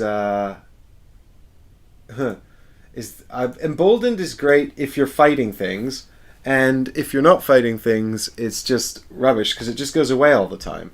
So these are called boons, and they're temporary statuses that you can get. And emboldened is a temporary status that helps you fight things. So at the end of your turn, if there are no nearby enemies, you have to discard the boon, right? That's why it's kind of rubbish to get it now, because I already killed the spider and there's no nearby enemies. But otherwise, every time you attack, it adds 2 hits. This would have been super useful to get before the spider attacked me. And that seems to be the story of my life. But at least we got a lore, because lore is super useful. We like lore. I'm not even going to give Balin Emboldened, because in a minute it's going to be the end of his turn and there's no nearby enemies. So, alright. The token is, resolved. Discard this token. So, that's the end of Balin's turn. Next turn he shall go and try and open that chest, I think. He's just hanging around, nursing his wounds. Gandalf's going to move 1 into here and chat to this elf.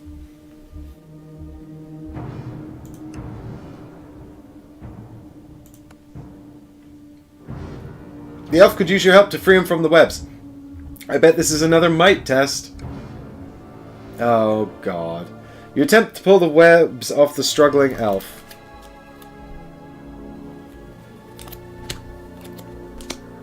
One success. I don't think that's going to be enough.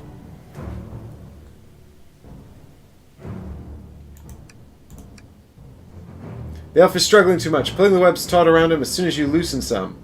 So, the way these tests work in this game is that success is now locked. So I could keep coming back and adding more successes to this. But I don't know if it's especially useful. I probably want Balin to come and do this because he has Might 3. Anyway, Gandalf can't move again because he's gone into dangerous terrain and he didn't give up his prepared card. So that's just the end of my turn. So, Bruce, lore is basically... the way it works is that all of the items in the game, and I'm showing you an item here, have this stat at the bottom. You see the 24 star? So over the course of the game, we will accumulate lore by succeeding at quests and our objectives, and also by finding it around the world like we've been doing. And whenever you reach a threshold on one of your items, the threshold is triggered and the item upgrades to a new type. So when I get to 24 lore, the travel guard will be upgraded, and sometimes it just goes into one thing. Sometimes you have an option of 2 items that you can pick. So it just gets better, basically. We want the items to upgrade because then they're more powerful and more helpful. That's how lore helps. But it's just a ticker, so every time it hits a threshold, everything upgrades to the next level. So it's not like a currency that I spend. And every item we find in the game, as well, will automatically upgrade when the lore is appropriate level. And usually, as well as the lore increases, the items you find around the world get better too. So lots of good reasons to accrue lore. In any case, I think it's Shadow Phase, isn't it, guys? Oh, I'll tell you what, before Gandalf's turn ends, I'm going to give up Uncanny. So I discard Uncanny to search my deck for my weakness and remove it from the adventure. So that will come back into my deck in the next adventure, but for now, it's done. And then shuffle your deck. Remember to do that before I do any checks.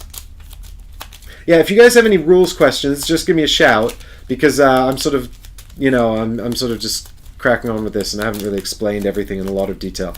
There's also the game itself is quite executable. It's fairly simple, but then it's the decks and how you manage the decks and the campaign stuff between adventures is a bit more involved. Yeah, the app tells you when items are ready to be upgraded, but it's also nice to sort of it's also nice to sort of be on the hunt for lore as well. It's if we get one more in this adventure, we can upgrade an item, because you can only upgrade the items between adventures. So if I achieve enough lore in this adventure to upgrade an item, which I won't, but if I did, I wouldn't be able to upgrade them on the fly. I could explore the cave. I'm worried if I explore the cave, I'm going to release a bunch of spiders. What do you think? Explore the cave? Don't explore the cave? Already, this is so much harder than adventure mode. I shouldn't have been playing so many chapters in adventure mode. I've become completely complacent. I should really be focusing on all Chris and my failures with Chris. Yeah. Yeah, a lot of people like to avoid doing math in games. And to a point, I think it's nice too, because you don't always want to spend your time just mathing stuff out. Bruce says no, don't explore the cave. Wait a turn. Cool, thanks chat. That's what we're doing then. So we're going to go into the Shadow Phase now. Bing!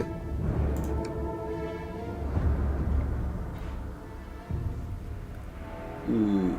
Threat goes up by 5. This is going to trigger a threshold.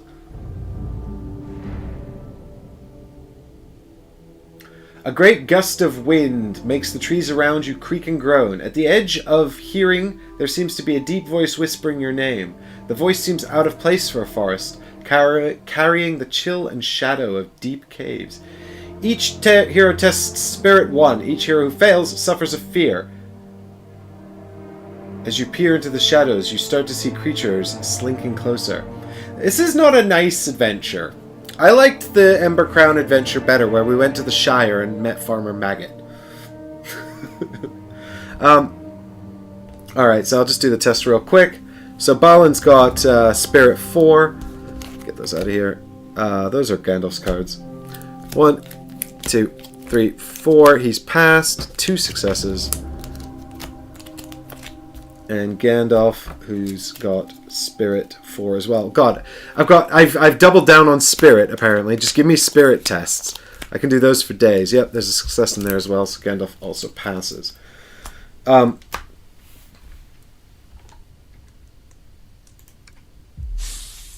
Yep. Place 2 giant spiders on my chest. Get away from my rusty chest, you jerks. Here.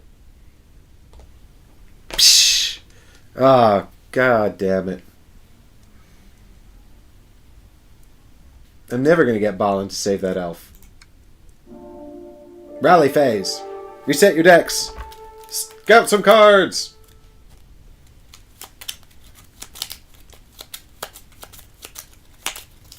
Alright. Show me good ones. Please, I need them. I haven't been using Nosy either. I've really been not concentrating on my abilities at all. Are these spiders... I can't check them. Hang on. I'll do this first. Guidance and Clever Wit. So I'll prepare Clever Wit because it's useless. Guidance with the thing can go back on top. Success is good. Although we can become hidden. Although it's kind of the same as having a success on top of the deck anyway.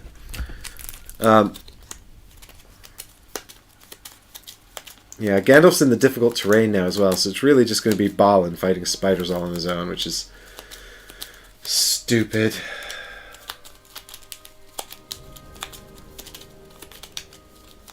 Stupid Mike. Being stupid.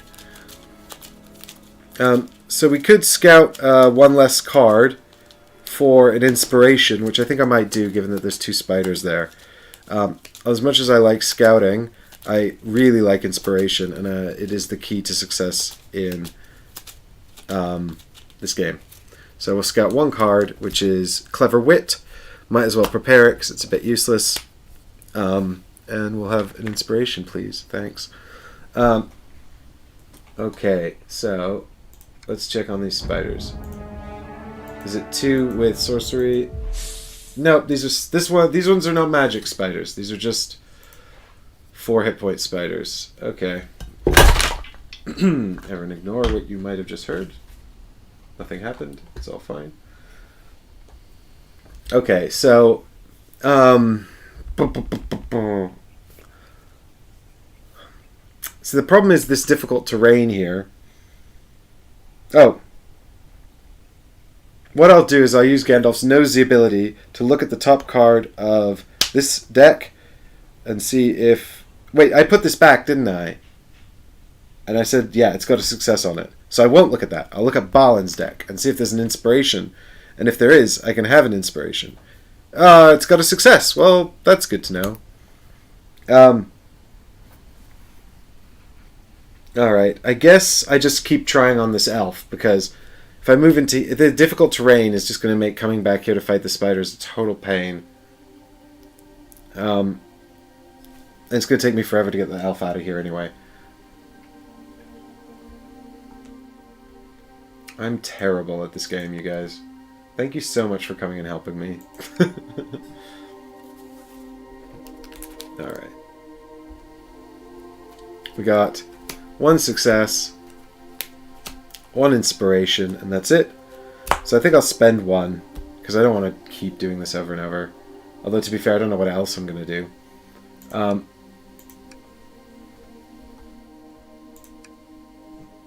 The elf brushes himself off and eyes you. Your aid has freed me, but why do you disturb Greenwood the Great? Travelers are not welcome here. Gain 1 inspiration.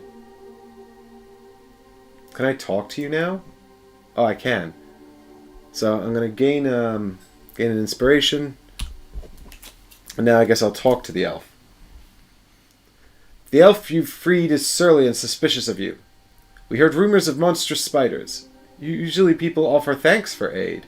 How did you get trapped? Yeah, give me stuff. Say thank you.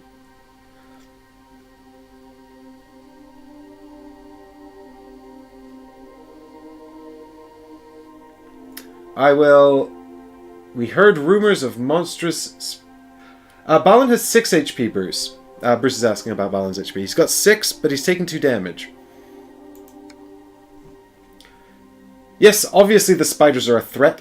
However, they are our ancient enemies to fight, not yours. You will not find any aid from me should you find yourselves in trouble. What a fucking asshole. This elf clearly does not like you, but he says the elves are aware of the spiders and are prepared to fight them. Perhaps the king of the Woodland Realm would find a group of heroes useful. Gain 1 inspiration. Yeah, I mean... Come on. Now, I must finish my tasks in this area and return to King Thranduil to make my report. The elf quickly leaps into the trees, disappearing with swift grace. Discard this poison token. Alright, fine. What a jerk.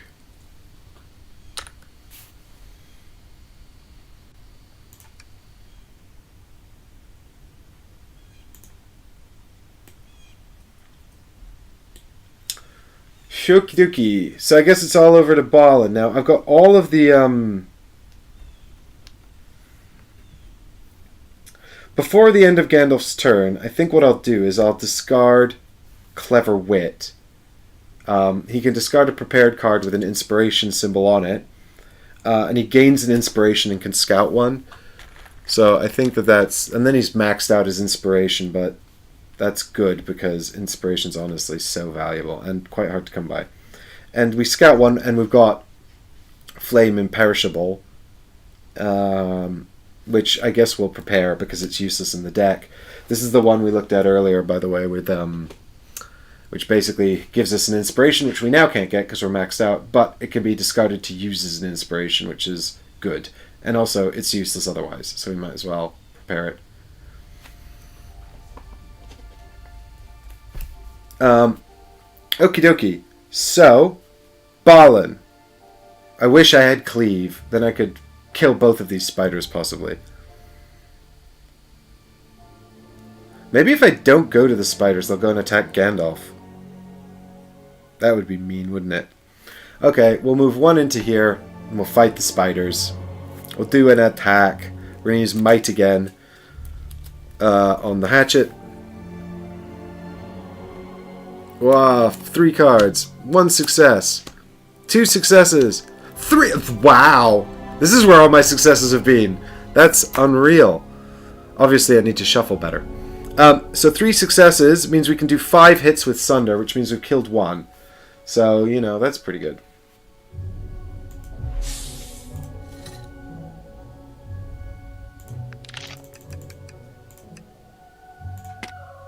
I mean, Sunder is irrelevant because they don't have armor. I just keep turning it on because it's good practice. Yeah, jerks. So, 1 giant spider's dead. Ah!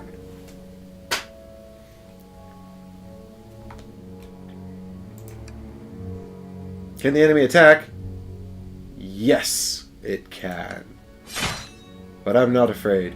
The spider has dripping fangs that strike quick as lightning. Agility. Okay. Well, I just used up all my successes, so this will probably yield nothing. Wow, complete wash. That's my weakness and my Raven companion, who I should find and prepare. So I'm going to take 2 wounds. But the shield can be used to prevent 1, so I'll use the shield to prevent 1. And that's it. Once per round, when you would suffer any amount of wounds, you may prevent 1. So shield prevents 1, and the wound we take is... Cursed Injury. Keep this card face up. If you would discard a face-up wound, flip this one face down instead. Cool. Brilliant. That's Frodo being stabbed with the Morgul blade there. Okay, so that goes into our wound pile here. I don't know if we have a little token to show that we've used our shield. That would have been nice. We can tap it, I suppose. But,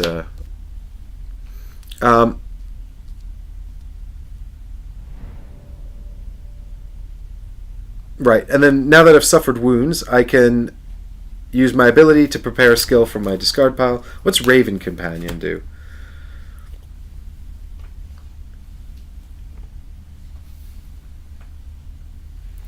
When you would test Wit, reveal 1 additional card and rest 1. Is there anything better in here?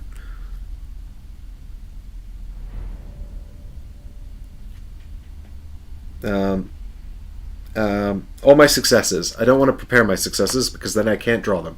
Don't get me wrong, sometimes it is good to prepare successes, but right now I don't need to. But I would like to get Raven Companion out of my deck, I guess, because he's useless at helping me to resolve tests if he's not here. So, actually, my next Wit test I'll nail with my Raven Companion and my Clever Wit card here. Unfortunately, I don't think the spiders much care for my clever wit.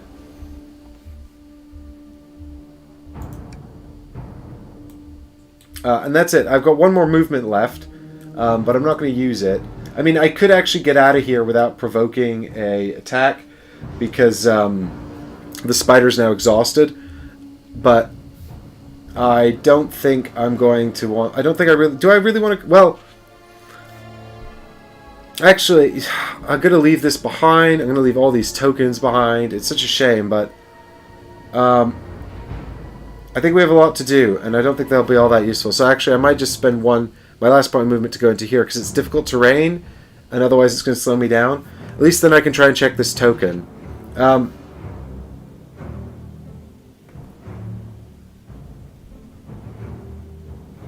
Hexy Beast, I don't know how I could flip my wound face down. I can't heal.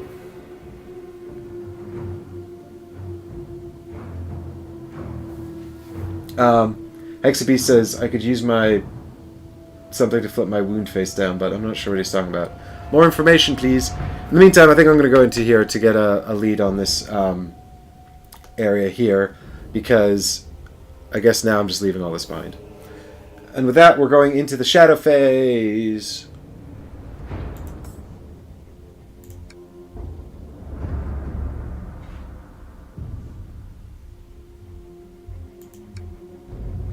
Threat increasing. Straight back to rally phase, though. Okie dokie.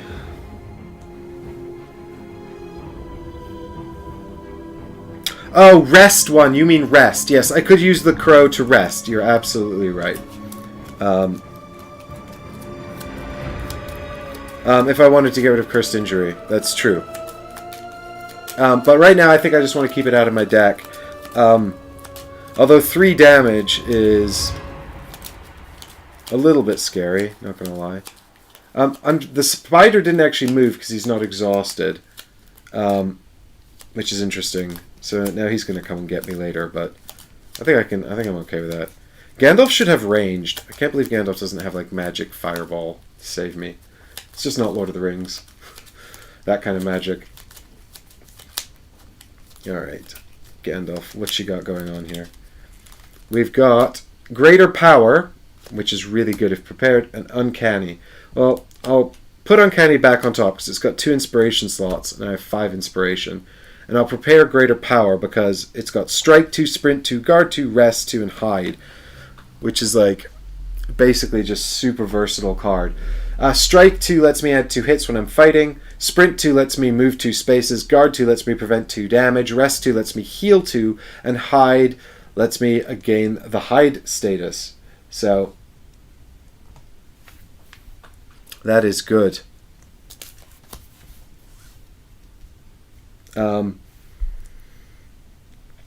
Yeah, resting is also good.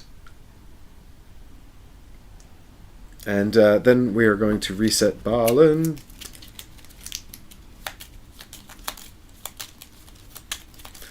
Alright.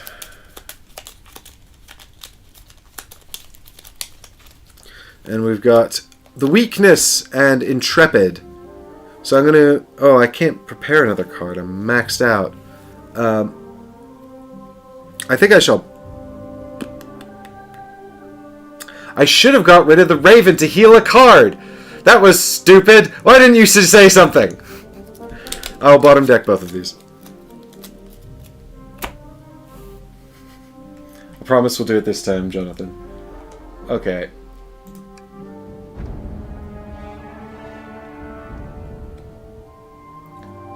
So here's what I'm thinking. I'm thinking Balin's going to check this chest, and then come over here and join Gandalf, and Gandalf can do a cave thing, probably.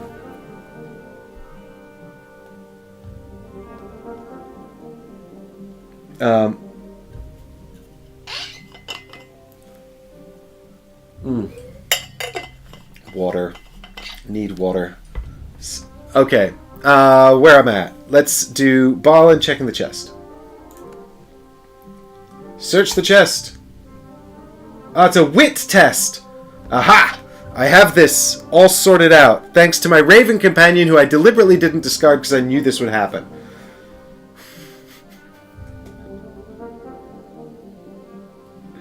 Okay. Yeah. I'm going to draw 3 cards because of the Raven, and I can add a success if I need to. 1, 2, 3. So we've got 2 successes there. 3 is my comfort zone for these checks. So I think I will discard Clever Wit as well. I need to get rid of a prepared card anyway, because I'm just wasting my opportunities here otherwise. Oh, wrong one. So there we go. That's 3 successes. 1, 2, 3. Treasure! Give me treasure!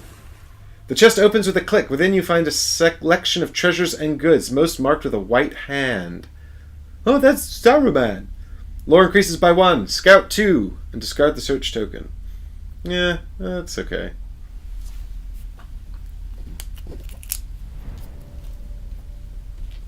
Bye, chest.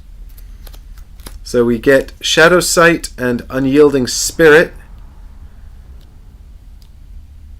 So Shadow Sight actually I think is a good one to prepare now, because basically it's got this passive ability on it, which is going to be super duper helpful.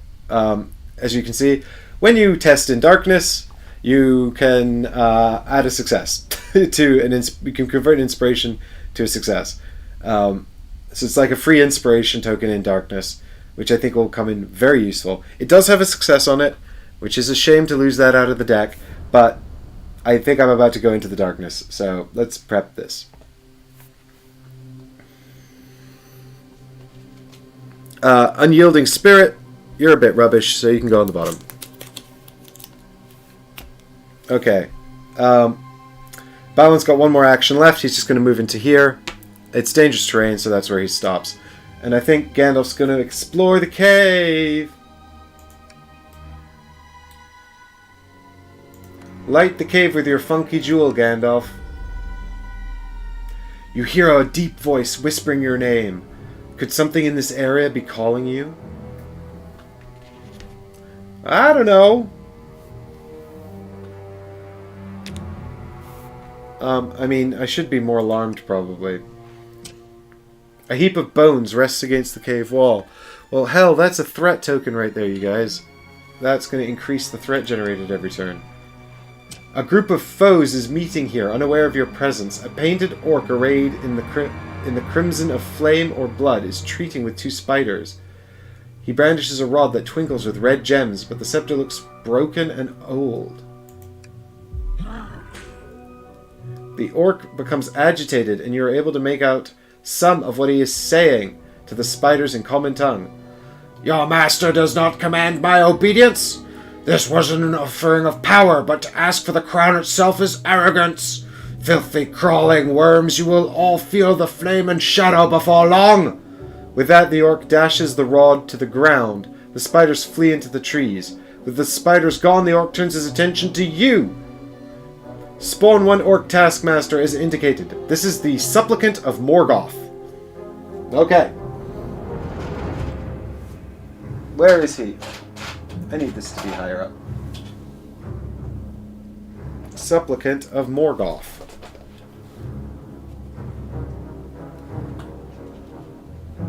I mean, he just looks like an orc to me. With a whip. Alright. He's in there, hanging out.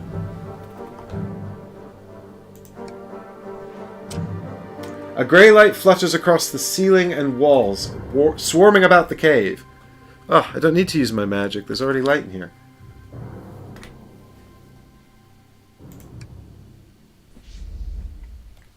And we get a new tile out. Which is here like this.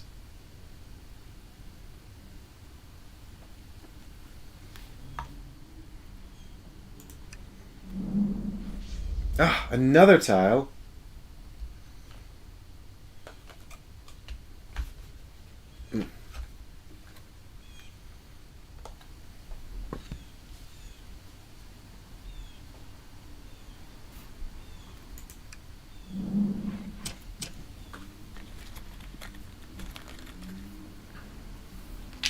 Ready to explore. The journey continues. Oh, there's an exploration token in here that I missed. What is this? What is this? A glinting light and whispering voice draws you closer to this jumble of gravel.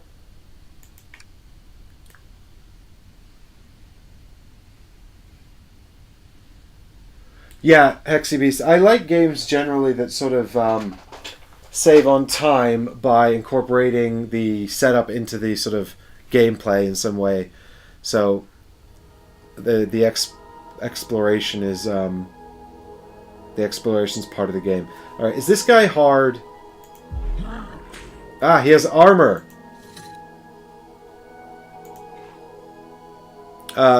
One for Balin to kill then, I think. But Gandalf's the one with the actions. Maybe I can get rid of this threat token. Gandalf's not good against dealing with darkness, though. He's got nothing that helps him with it. So I suppose I could just walk in and stun the orc, actually. Avoiding taking an attack from him would be good. And I have Dazzling Flash. So let's do that. Oh, we can't see anything on this camera anymore because we moved on. Damn it.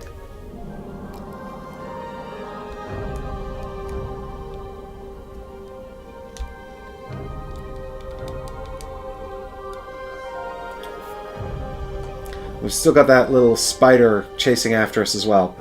So, yeah, I think Gandalf will go 1, 2 into here, and then I will attack the orc. Suck it, supplicant of Morgoth. The spider's like, where'd they go? So, rough terrain, which is represented by this symbol here. I don't know if you guys can see it super easily, but it's on the app as well. When you enter, if you take a travel action, when you enter difficult terrain, you have to cease all movement, and you can't move for the rest of the round, but you can discard a prepared card to ignore this effect. So what I'm going to do is I'm going to hit the orc. I must decide on which weapon to use. So Gandalf's got these two one-handed weapons, but because they don't have a trait in common, I cannot use them both. So you see how one is might and one is wisdom? If they were both might, I could dual wield them, but because they're different, I can only wield one at a time. So I must choose, and I was thinking about using Dazzling Light to add stun anyway. Although I can get stun out of the walking stick. It says, after you move into a space with difficult ground, gain 1 inspiration. Well, fuck me, I haven't been doing that. I'm an idiot. If I fail, it's entirely my fault. Listen, guys, from now on, if I forget to do the walking stick, yell walking stick in chat. I mean, Hexy Beast, that's sort of the effect of the difficult terrain. Or we can use the sword to try and do up to 5 hits and just add stun to it.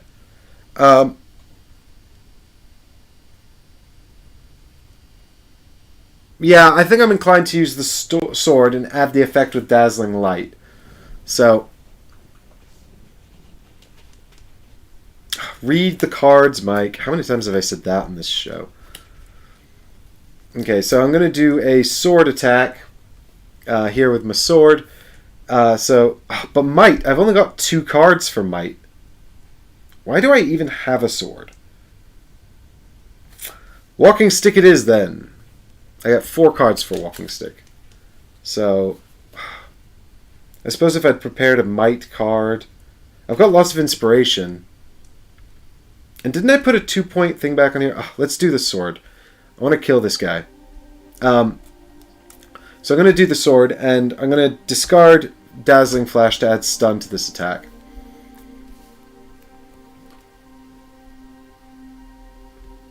Nope. Alright, so here we go. Where am I going? 1, 2. So I've just got 3 inspiration, but I can discard 2 tokens to do 5 damage. So I'll do that.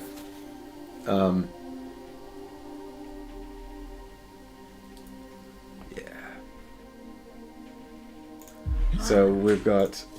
Oh, he's got armor, I forgot. 1, 2, 3, 4, 5. Plus stun. So at least now he's exhausted, which means he won't, and you can't see that. Now he's grayed out. Stun basically just does that, but this means he won't attack in the shadow phase, which is super useful. And maybe Balin can come and finish him off with Sunder another time. But I think that's the end of our hero phase, so I think now we're going into the shadow phase. We'll just have to wait and see what happens. Oh,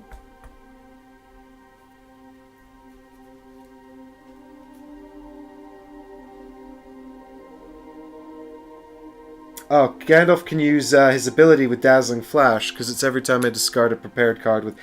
in fact, I probably can't use Gandalf's ability.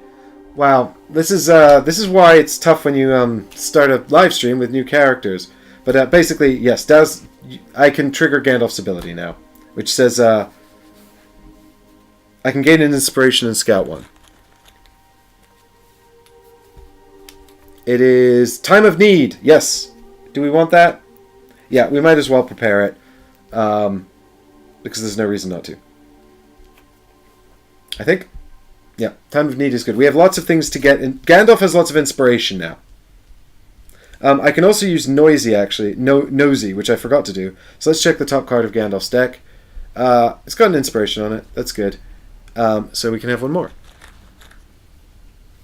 Gandalf good at inspiration. He's now max at 5 again.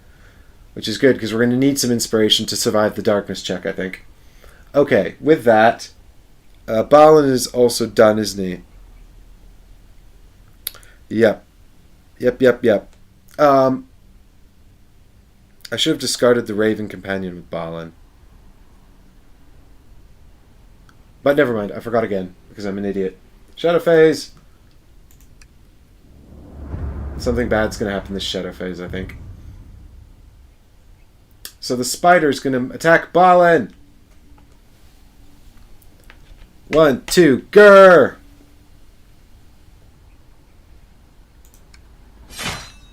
Ah! The spider hesitates to attack outright, waiting for your guard to be lowered. After this attack, discard an inspiration. Oh, you jerk. Okay, wit negates this one. I'm sure we can do that. We have 2 wit. But, because we have a Raven Companion, we can draw 3 cards. 1, 2, 3. Yeah, there's a success on Shadow Sight. So, we've done it. And I must give up the inspiration, sad face.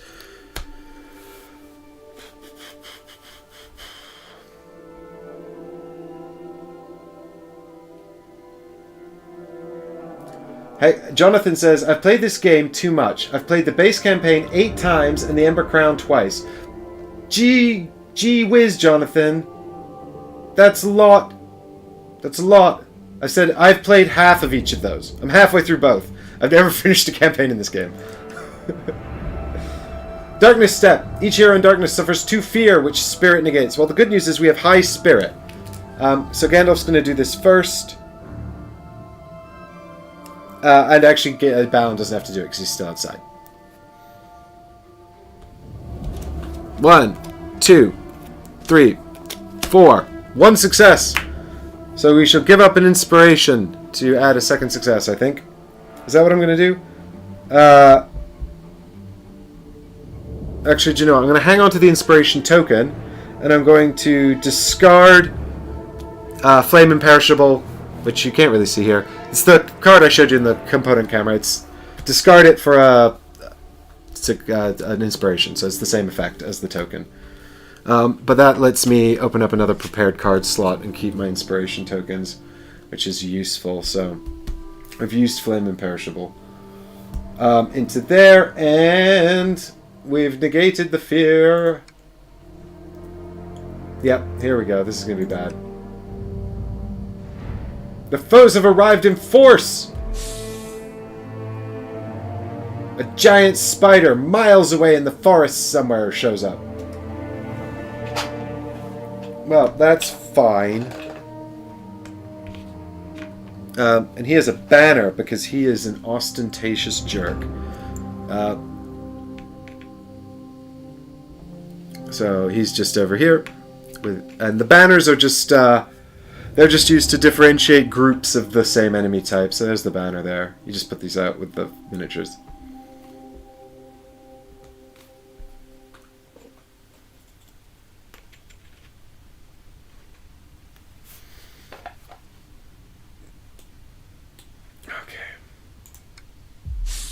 Another spider! Leave me alone, spiders. You're gross and I hate you. Okay, he's also got a banner.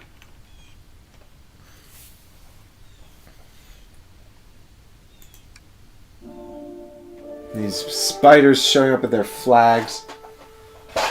Okay, so... Yep, time to reset the decks. Let's prepare 2 cards. Hey, Jonathan, sorry to hear that your game store sold out of Shadowed Paths. Yeah, it went out pretty quickly. I actually had a pre-order in it on it for ages, and then they told me they couldn't fulfill the pre-order because they'd run out of copies, and I was able to get one at full retail price from my local game store. And it's an expensive expansion. Like, it's not cheap.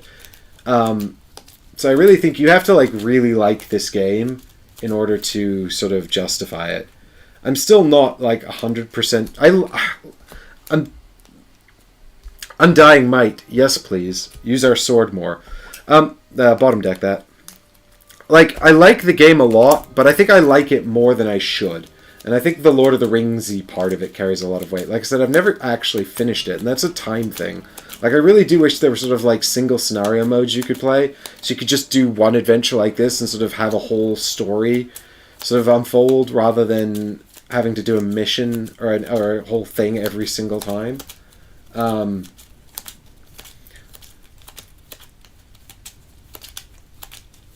Okay, so we've got Ancient Wisdom and Loyal Friend. I think I will... I've run out of spots anyway. So I'm going to bottom deck Ancient Wisdom and top deck Loyal Friend. Yeah, I keep thinking I should use that Raven to rest, but then he has actually come in handy a bunch of times.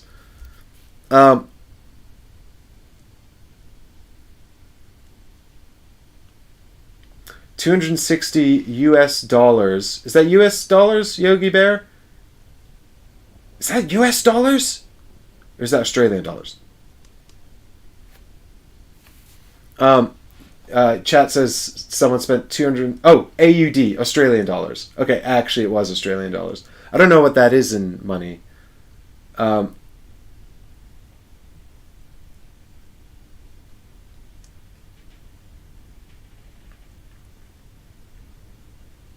Yeah. I mean, I think there's a lot of cool and fun things that they could do with this game that I would like to see them do with this game. But they at the moment they've just got the 3 campaigns, which is fine. I think it's good that they do have 3 full campaigns, but it's just it would be nice to see some alternate game modes for people that maybe don't have the time to get through the whole campaign, like me. So Balin's out here fighting spiders, and Gandalf's in there fighting the guy that Balin needs to kill. So I've done this ass backwards again. How are we looking on these guys that just showed up? Are they just normal spiders? Yeah, they're just normal spiders. And they're far away, so let's not worry about them right now. How's this guy? He's got 2 armor back, doesn't he? I really want to hit him with Balin. So I think I'm just gonna...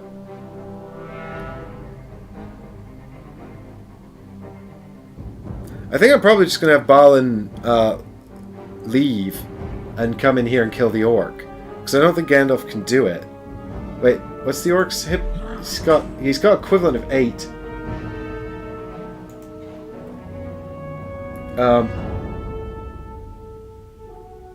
I mean, I think the base game and the Shadowed Paths expansion and the mini expansion at retail, full retail, probably comes to about £155. I think probably about 70 for the core set, plus the Shadowed Paths. I think retails at about 65 or 60 quid, and then I think it's about 15 for the little enemies pack, which is just aesthetic. Oh no, it comes with some item cards, doesn't it? So it adds like a few item cards as well. So I mean, it's pretty. So yeah, Yogi Bear, I don't think you spent more than you spent 90 on the base game. Hexy Beast, is that a retail? Is that like the full retail price? Yeah, chat's basically just telling me they all paid a lot of money for this. It was really expensive. Like, it's not a cheap game to buy. And so that's sort of an interesting thing to think about with it. Like, there's a lot of game here because the campaigns are so long. But it's also, like, very sort of demanding of your time and your investment in it. But I do like it. Even though I find it hard to justify why I like it so much. I could actually also sprint using Shadow Sight, but that would be a shame because I prepped it to help me test in the darkness, which I'm about to go into. So I think I probably just sort of abandon this spider. I can risk a provocation against him. It's not a big deal. $89.99 retail for the core set. That's a lot. I forgot it was so much. I think I probably bought it online for $60. So it depends on what you can do. You know, obviously it's good to support your local game store. I mean, the minis are great. The minis in this are like way better than Mansions of Madness. And also they fixed the annoying base issue, which is good. All right, we're gonna provoke a spider.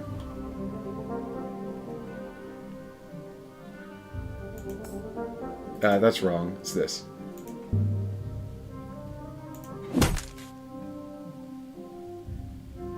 Yeah, I'd be interested to know how many people skip it on entry cost. After tapping at you with its many legs, the spider slams its... Oh, no, it's doing that thing where it humps me with its abdomen again. Alright, we're doing a might check with Balin. If you suffer any wounds from this attack, discard all boons. Well, I don't care, because I haven't got any boons. I'm a sad boy. 1, 2, 3. That's 1 success and 1... Oh, I can untap my shield because it's a new round. That's 1 success and 1 wound.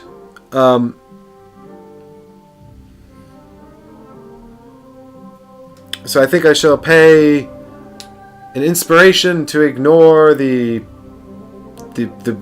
wound. Actually, do you know what? Let's use the shield again. Keep the inspiration for later. So I'll take a wound, but then I'll tap my shield here to prevent it. Blocked.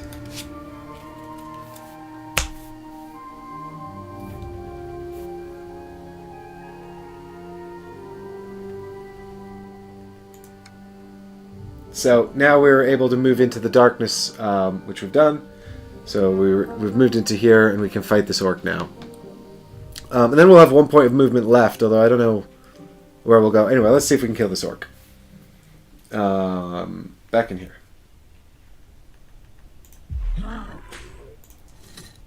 Okay, so we're going to use the hatchet with might. So we've got 3 cards we can draw here. I can add a success with Undying Might as well. And I've also got a free inspiration, so this should go well. 1 success. My weakness and nothing. Flippin' heck. That's dreadful. Absolutely dreadful. I can't even use Shadow Sight because I didn't even get a single inspiration symbol. Balin, what are you doing to me, buddy? Okay, well, we definitely discard Undying Might to add a 2nd success, which gives us 3 hits in Sunder. Which is what it is, I guess. That's disappointing.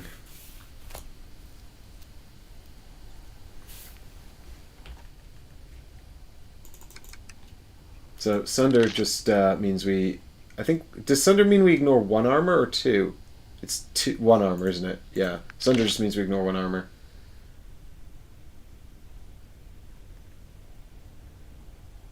Apply. Suck it, supplicant of Morgoth. Oh, no, he's going to attack back. I forgot that he could do that. Oh, I should have stunned him first with Gandalf. That would have been smart. Oh, there's so many smart ways to play this game, and I'm not doing any of it.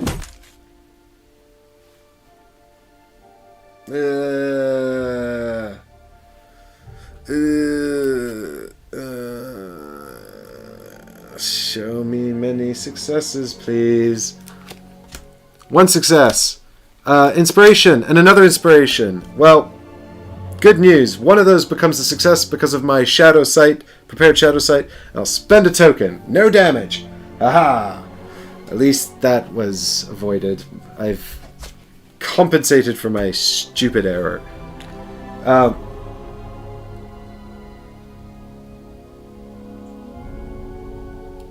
Okie dokie. Well, Balin's turn is over. I could leave this space because the orc is not elite and he's exhausted. I don't know where I would go, though. Or what I would do with my life. How's the orc's hit points? Can Gandalf kill the orc?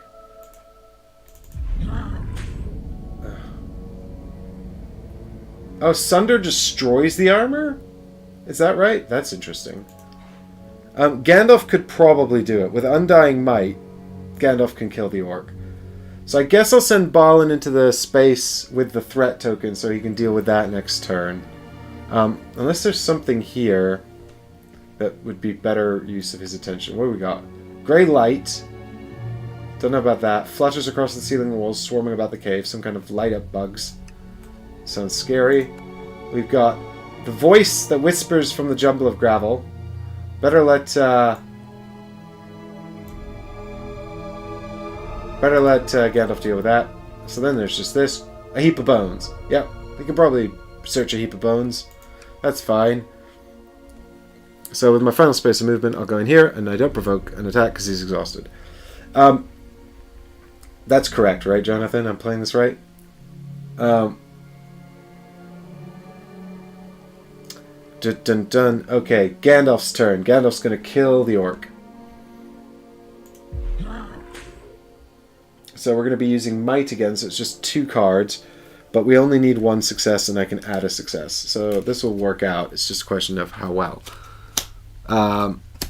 Okay, well, that's not great. 3 inspiration symbols, but it's not terrible because we can just use Undying Might. I think we only need 1 success after all. So 1 success results in 5 hits. Bam, dead. Confirm. Remove 1 supplicant of Morgoth and 1 nearby hero gains an inspiration. Gandalf's going to give it to Balin because Gandalf's got full inspiration.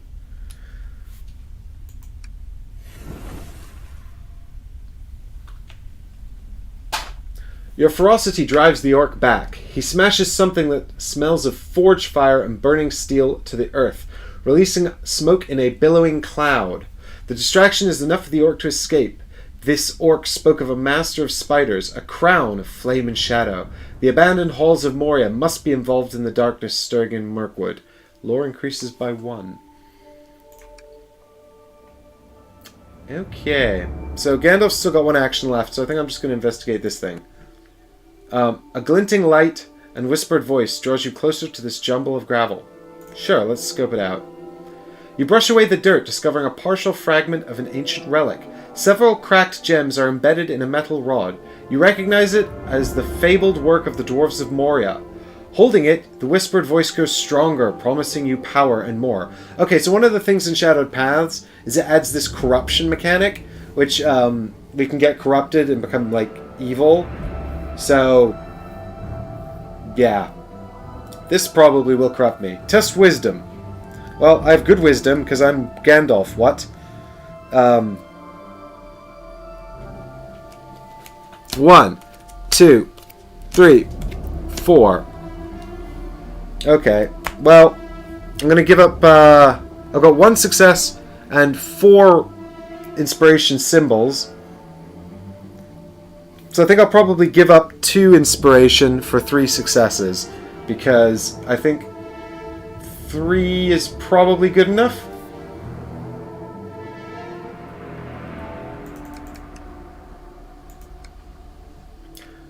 The fragment is already crumbling with your study, but you can tell it holds great power. Perhaps greater than you have ever seen. This sort of relic that might help you fight evil stirring in Mirkwood. How did it get all the way out here? However it happened, you now have a choice. Pocket it for further inspection, or destroy it. Ooh, fucking Lord of the Rings, innit? Last time we kept things and didn't destroy them, it didn't end so well. You know? I've seen the movie. I know what happens when Isildur fails to destroy the ring.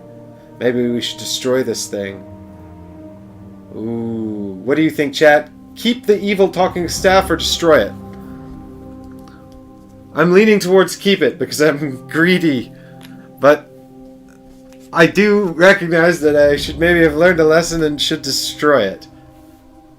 After...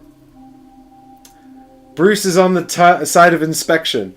Me and Bruce think we're strong enough to overcome the evil. Yeah, we're not worried. We're not afraid. Okay, everyone thinks you should keep it because y'all didn't learn a single thing from reading those long, long books. Here we go. You keep the relic shard safe and look forward to studying it more when things quiet down. Gain an inspiration.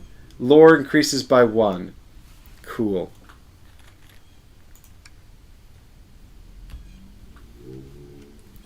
Alright, we're all out of actions, so it's time for the spiders to come and eat my face. Yep. Yep. Wait. Gandalf can do a thing. Once per round, check a card. Okay, I'm checking the card on top of Gandalf's deck. It has an inspiration on it, so he gets another inspiration. Cool. Gandalf's bossing it.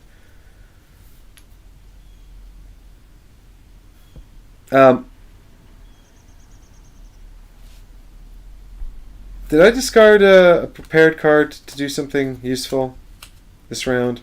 I can't. Oh, I used Undying Might, didn't I? I did. Which should have given me an inspiration and let me scout one. But I'm an idiot and I forgot. I've got to start remembering this stuff better, guys, or I'm just going to lose this game hard. Alright, back to this.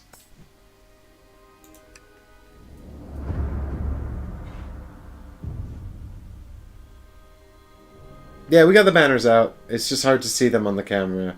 I will... Okay, so this spider's coming to get... coming to get me. Where's the camera?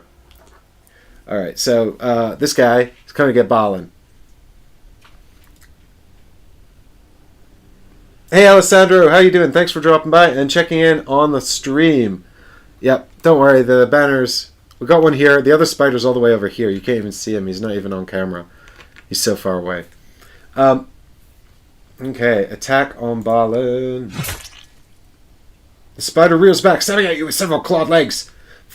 Why does Balin keep having to test agility? This is not his strong suit. I've actually only got 1 card as well. I need another card. Reset the deck. Shuffle in. And ba-bam! We got 1 nothing and 1 inspiration. Oh my good god. Okay. So I guess, well, that I'm in darkness, so I've got shadow sight, so that becomes a success, which means I'm going to take 1 damage. I've already used my shield this round, so I'm afraid we're just going to take a damage, which is, ba-bam, weakness. So that's another wound. Now I'm starting to think I need to rest some. So we've got another wound down here, and once per round, when you suffer wounds, you may prepare a skill from your discard pile. Intrepid. I will prepare Intrepid. Because it might be useful. Yeah, at least the spider didn't actually hump me. It just attacked me.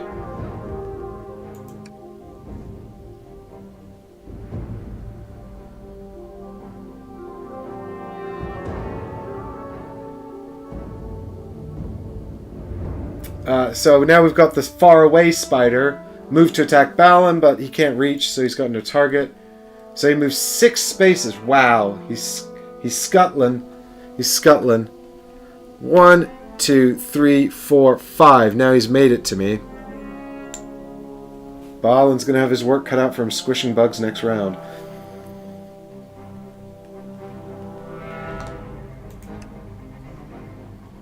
Finally, the last spider's gonna go and attack Gandalf. He moves 3, so he can reach him. So attack! Not so bad. He's like, 1, 2, 3, grrr! But wit negates. Sugar. I'm not good at wit. I'm a wizard, damn it, not a comedian. After this attack, discard an inspiration as well. Fine, be like that then, whatever. We got 1 inspiration and nothing. So, I guess I spend an inspiration to avoid the damage, and then I have to discard a second inspiration for the attack.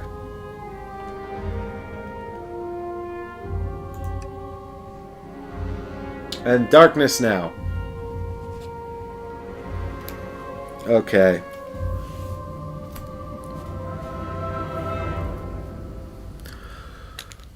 Balin first.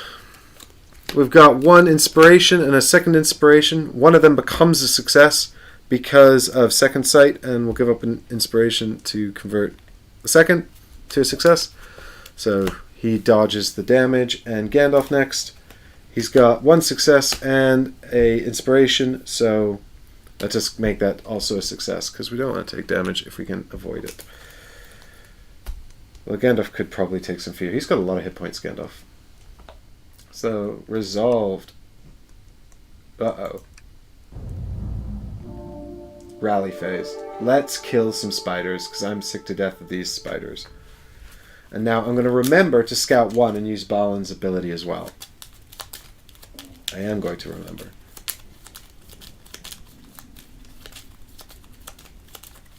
Okay. Here we go. Scouting 2 with Gandalf. And we've got Honed Agility and Undying Might. Yes, we prepare Undying Might. Bottom deck Honed Agility. Alright, and now Balin, you're just gonna look at 1 card. I'm gonna put your shield back up. Sorry. Remember, I can use that again. Okie dokie.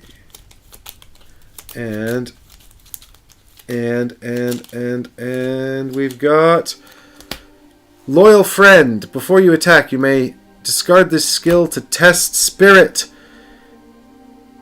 instead, and also gain an inspiration. Oh, that's pretty good, actually. Probably don't need it now, but it's got guard on it, so I think I'm... Oh, can't prepare it. So I'll put it back on top. But when you scout 1 card, gain an inspiration. Yes! And then, Intrepid, after you gain an inspiration, discard this card to gain an additional inspiration and scout 1. Yes! Need that inspiration back. So now we've got Loyal Friend, which I will prepare because it's got Guard 2 on it, and that will help me save my life when I take more wounds and damage.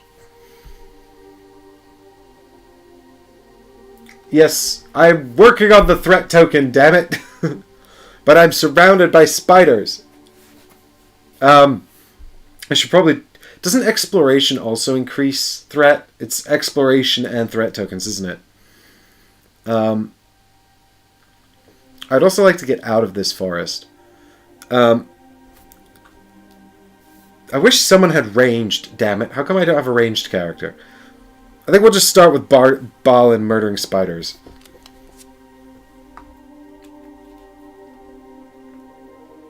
Kill the spiders with banners first, because I don't like them. I think they're arrogant. Banner spiders. Alright, 4 damage. Do you know who's really, really, really good at murdering? Is Gimli. Gimli's so good at murdering. Balin's not as good as murdering. And that makes me sad. I really need 3 successes here. Here we go. Nothing. An inspiration and a success. So that's 2 successes, which is annoying because it's just one. I mean, 2 successes if I spend well, Shadow Sight turns that into a success. And I can't add another success. And that's annoying because it doesn't kill the spider.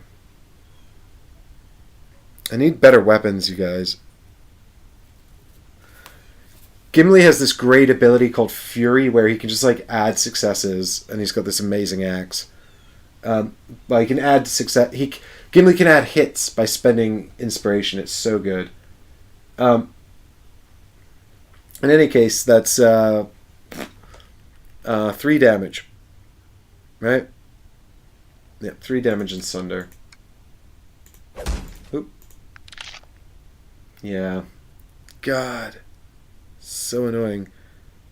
I need Smite. I need Gandalf's Smite. Now he's going to hit me back. That's fine. 1 damage. Oh, and could discard an inspiration. Oh! Dodged it. Discard an inspiration. Done that. So...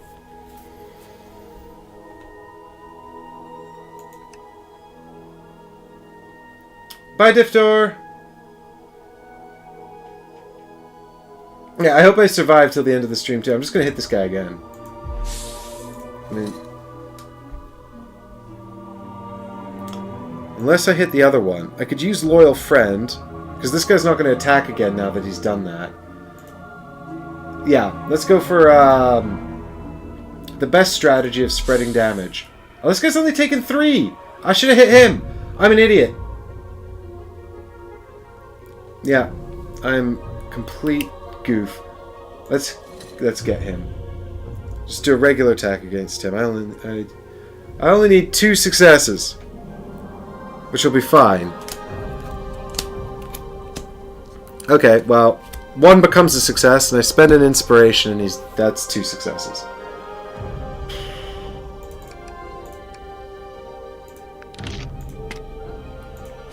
Should gain an inspiration now as well. Yeah.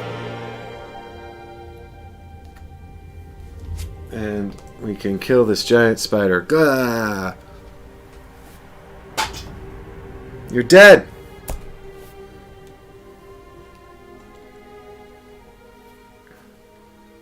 Okay.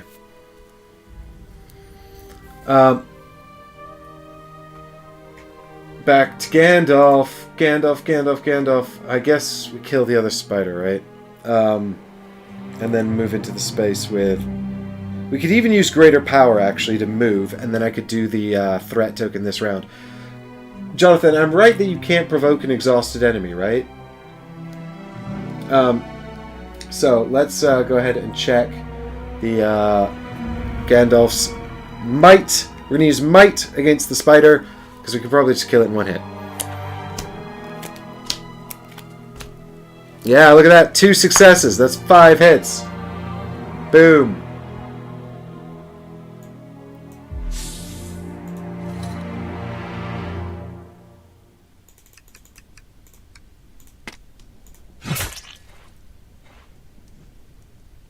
I'm going to give the inspiration to Balin, because Gandalf has lots of ways to generate inspiration. He's very good at it, so you take that, Balin. Thank you, Jonathan, for confirming. Exhausted enemies do not provoke. So, that spider's dead. And now what I'm going to do is I'm going to use Nosy. If I turn over a card with an inspiration symbol on it, I gain an inspiration. Hey, look at that. Uncanny. 2 inspiration symbols. So, Gandalf gets 1 more. And so I'm going to then discard Greater Power to sprint 2. I'm actually just going to move 1, though. This guy's dead. Get out of here, spider. To move into here. And then my third action, my second action, because I sprinted, will be to check out this threat token. Could you break up sprint like you can break up travel, Jonathan? Do you know? Can I move my last spot after this? I can't remember. I don't think so. I think sprint you have to use all at once. Search it. You assume these were the bones of a small animal that met with an unfortunate end, but as you near the pile, you see the skull of a human, or possibly an elf. Test agility. Oh, I'm not good at that. Why is it agility? No! Don't be agility. No! I'm not going to pass this. Oh, well, I've got Uncanny on top, so I definitely can pass it. I just need to spend 2 inspiration, which is a massive pain. But I'll do it. Sorry, guys, I'm literally doing everything where you can't see it. So I've got the inspiration symbols, and I've got the tokens, so let's do it. I want rid of this token, damn it. Leaning closer to examine the skull, you flinch away as a thick, segmented creature leaps out of one eye socket. You sidestep its body as it flails through the air, then stomp on the critter as it skitters towards your leg. That was close. Discard the threat token. Wow. It's literally just a creepy forest thing. There's just a big bug eating people. Not as big as these spiders, but still big enough. Sprint is part of your movement action, so you would commit it to the move action in your turn, and you can split all movement.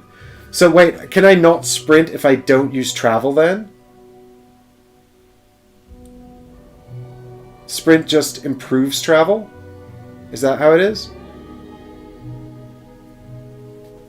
I might have cheated, but let's just move on and pretend I didn't.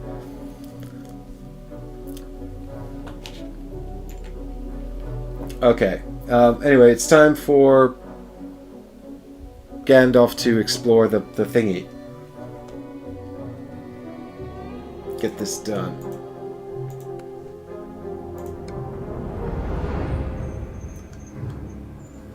Sickly trees bend over shallow pools. Ugh, I don't like the sound of that.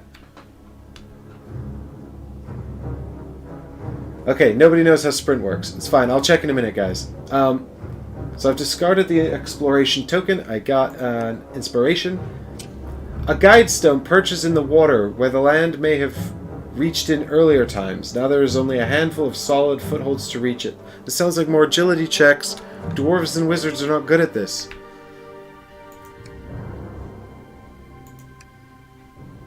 So I will spend my last... I'm just going to pretend it works the way I thought it works, and then I'm going to retroactively correct it later. I say retroactively, I mean I'll just play it correctly from now on. So Gandalf gets one more move, so he's going to go in there.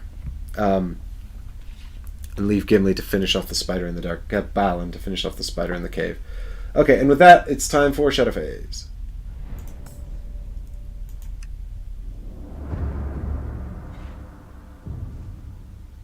Darkness Step. That's Balin. I'm going to reset his deck. And draw 2 cards. We've got one card, which is the weakness. Oh, damn it. And a second card, which is Undying. So that automatically becomes a success because of Shadow Sight. So I'm going to take 1 fear. Yep. Alright, here we go, folks. Gloom. Oh, you can't see anything. This is why I can't use that camera anymore. Flip this card face down. Nothing happens.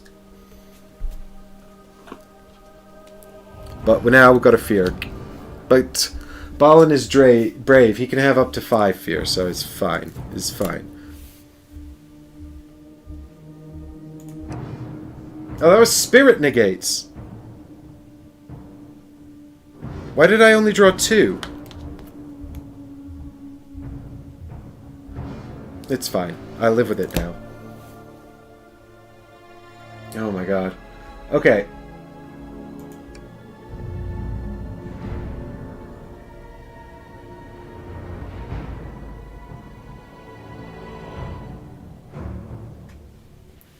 Spiders are clever, setting traps and webs everywhere you turn. You cannot remember hearing a beast so intelligent infesting Mirkwood. Each hero suffers 3 face-down wounds, which agility negates. Ugh.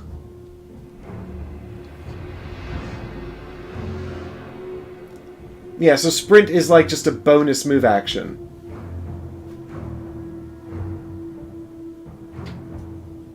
Yes. All of those things are correct. I did it right! Don't. Of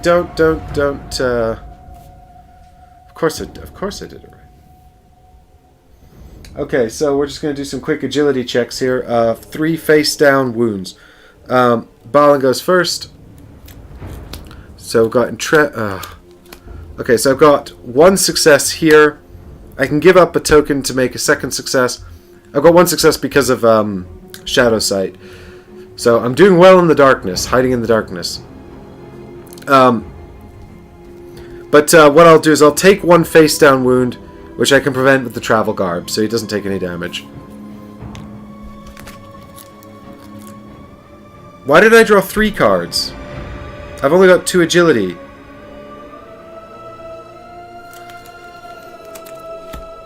Right, so I am going to take a damage then. I can keep this, and I take 1 face-down wound. Ugh, okay. Well, now this is really bad, and I need to sort this situation out. Okay. And then we've got Gandalf doing 2 cards. Yeah, because everyone's rubbish at agility. That's how my people work. So now we use Time of Need to convert both of those into successes. And we take 1 face-down wound. Gandalf's first one! Okay. And we're done. Oh, goblin scouts appearing in the cave. This is relentless. Leave me alone. I've got things to do. Alright, 2 goblin scouts. Thanks for that, Jonathan, for checking up on Sprint for me there. I appreciate it. I do. I really do. Okay, so we're going to do our decks here. Okay. Right. I need Balin to rest. More than just, like, a little bit.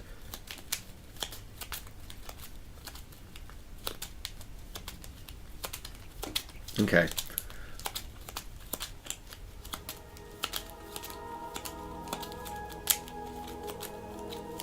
Here we go. Gandalf's got Unyielding Spirit and Flame Imperishable. Yes, please, Flame Imperishable.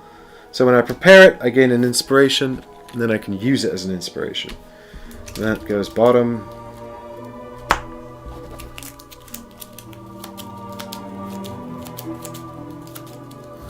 Oof.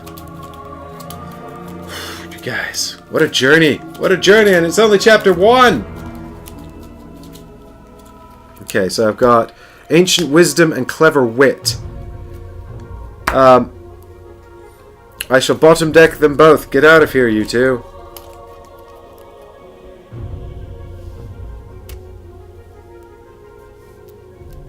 Oh, I should have only checked 1 and used the Misty Mountains ability. Fool! Fool! It sucks when you have a rubbish laptop. Alright, I'm going to basically ignore these goblins that have come into the cave up here. I think what we're going to do is we're going to keep exploring down... yeah, we've got 1 more cloud on the other side of this thing, so we're going to have to keep going this way. Oh, down here. We've got something over here we need to find. So...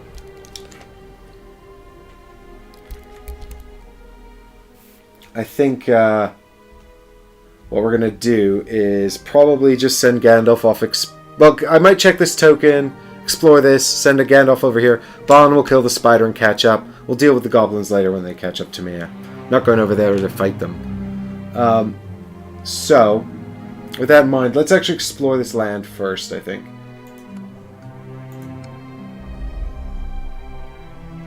A winding dirt track peters off into the woodland. Gain an inspiration token. Cobwebs shroud an old statue. Sounds like a pointless lore check. Well, not pointless. Valuable. Dropping to the ground with a wet thump, a giant spider quickly attaches the luminescent webbing to a nearby crevasse. Place a threat token. Objective updated. Investigate the web. Oh, this is the thing I've been chasing. A spider takes up guard. Hungry eyes scanning the forest for the perfect prey. Ooh, this is elite giant spider. You can tell it is elite because it has a red banner. Which means it is scarier and more effective than the other spiders. Alright, elite giant spider guarding the thing I need to find.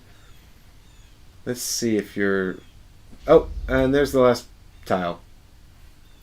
207A is probably going to be full of enemies and spiders. Okay. Where am I going? Over here. And what's going on in 207A? Oh, there's another one.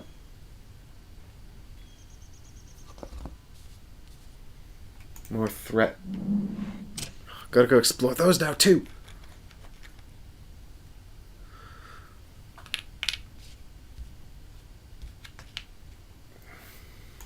Let's find out.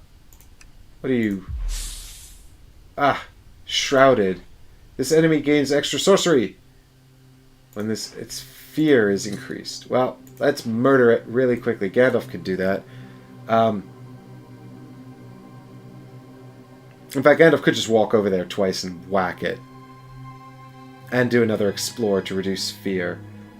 Because at the moment I'm going to be generating 7. Which is okay.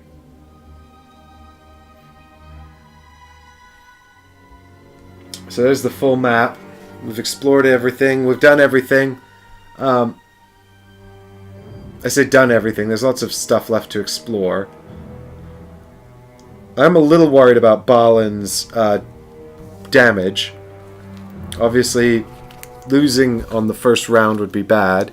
I don't think it's going to happen. But he doesn't seem to have, like... He's only got, like, one rest card, which is a bummer.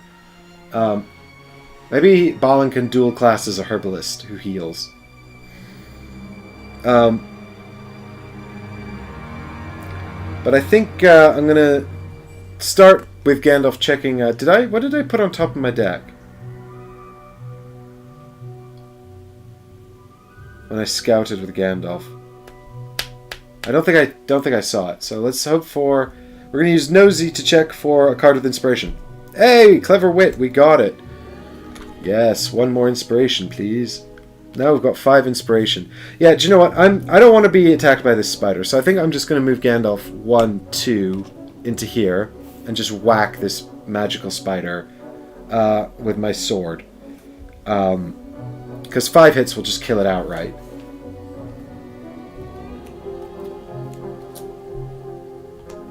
Alright, here we go. 1, 2. Okay, well, 1 inspiration becomes a success. And good news, everybody, we've prepared Undying Might, which is a 2nd success, which means we can do 5 damage. Yes! Furthermore, I discarded this, which means I gain an inspiration and I can scout 1, and I'm not going to forget to do it. Grey Pilgrim. Once per round, when you scout, you may reveal 1 additional card. Guard 2. That's great. Let's prepare it. This card. I've not seen this card before, but it's great. I like it a lot. Go away, this thing. So, what we've got is 5 damage to the spider. It did have 5 hit points, right? I haven't just got all excited for nothing. So, go away, Grey Pilgrim. So this basically just increases our ability to scout while it's prepared, and it's also got Guard 2 on it, which we like. Yeah, 5 damage just kills it. Die, jerk! Remove 1 giant spider, and Gandalf gains an inspiration. Well, he can't. He's actually maxed out. Gandalf's really good at inspiration, it turns out. And Gimli, Balin is not nearby. I'm playing Gimli in the other campaign. The guarding Spider dies, thrashing its many legs in the underbrush. Lore increases by 1. Cool. You're dead, son. Alright. Right. Balin. What was this token over here? Cobwebs shroud an old statue. So I think let's do this explore, because that'll reduce our threat meter up here and maybe be helpful with Gandalf before we end our turn. A river winds through the woodland, carving steep banks into the landscape where a bridge spans its width. Discard the exploration token, gain a inspiration. Yep. Can't gain any more inspiration. A cluster of golden white flowers blooms in a shaft of sunlight. Sounds helpful and nice. A guide stone, clearly shaped by tools, rests face down just off the path. Oh, these guide stones. I probably could have found something magical and cool if I'd searched them all, but instead I searched none of them.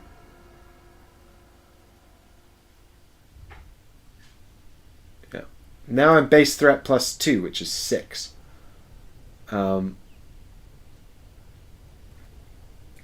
Okay. Balin's turn. I think we got to kill this spider, so we'll start off by doing a heckin' spider attack. Is he on full health, this spider? No, he's got 1. Right, yeah, he's the one I attacked earlier. Easy to kill. So we'll do might check. So 1, 2, 3. We've got 1 success. That's 2 hits. That's enough to kill a spider on 1 health.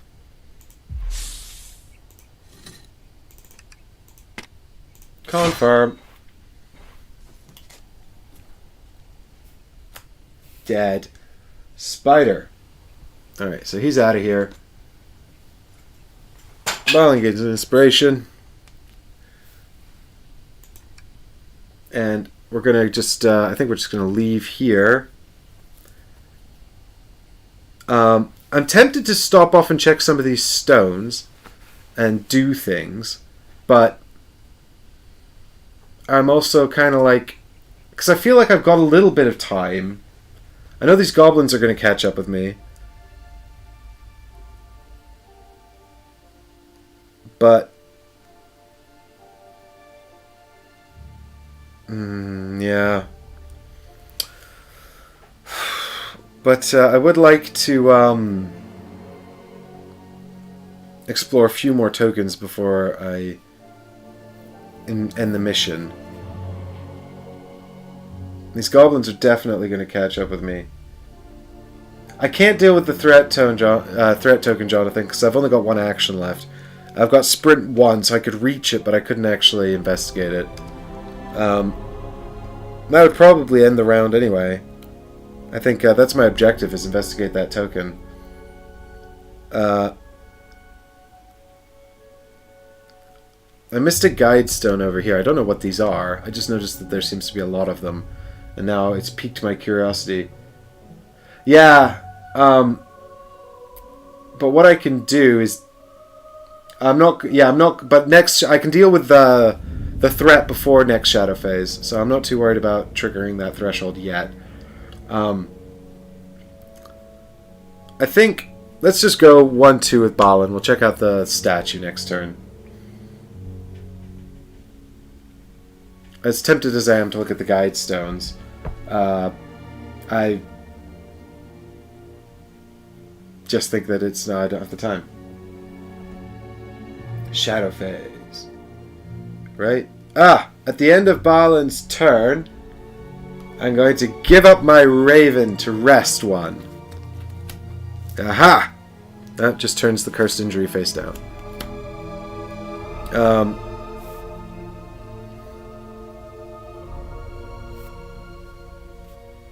Yep. Back to shadow phase.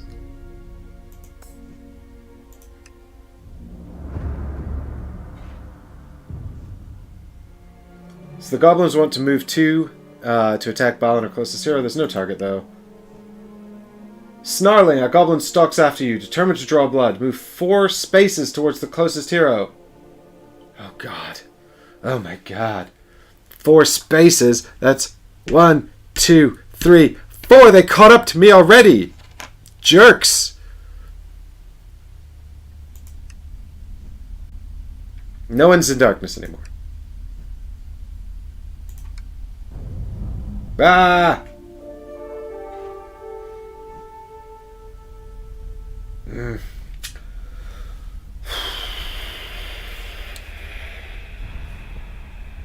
Gandalf can scout 3, which is cool. Because he's got the Grey Pilgrim. Once per round, when you scout, you may reveal 1 additional card. Yes, and I will make that once per round right now. Don't drop the cards on the floor, people. Don't you do it! 1, 2, 3. We've got Ancient Wisdom, Undying Might, and Guidance. I want to prep 2 of these. Do we think I'm going to need... I'm going to prep Might, because I've got quite good Wisdom already. So I'm going to bottom deck that, top deck Guidance.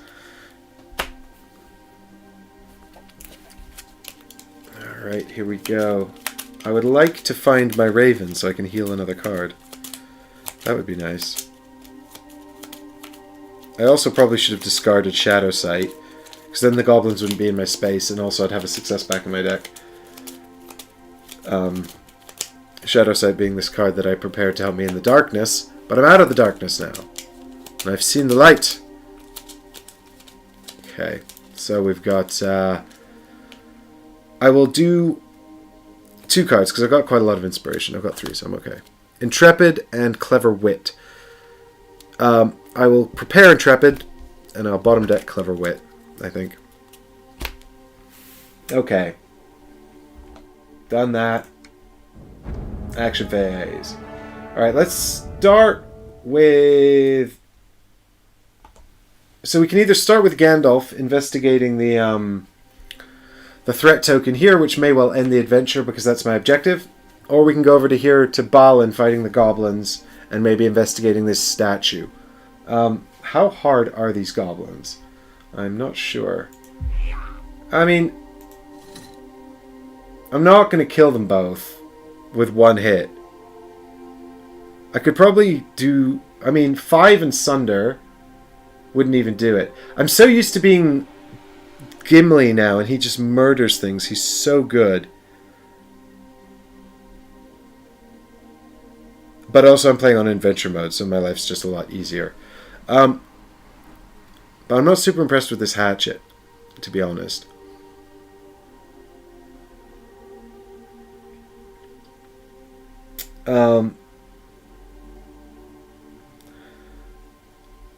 Yeah, I definitely should have just moved Balin 1 more space last turn. I wanted to look at some tokens.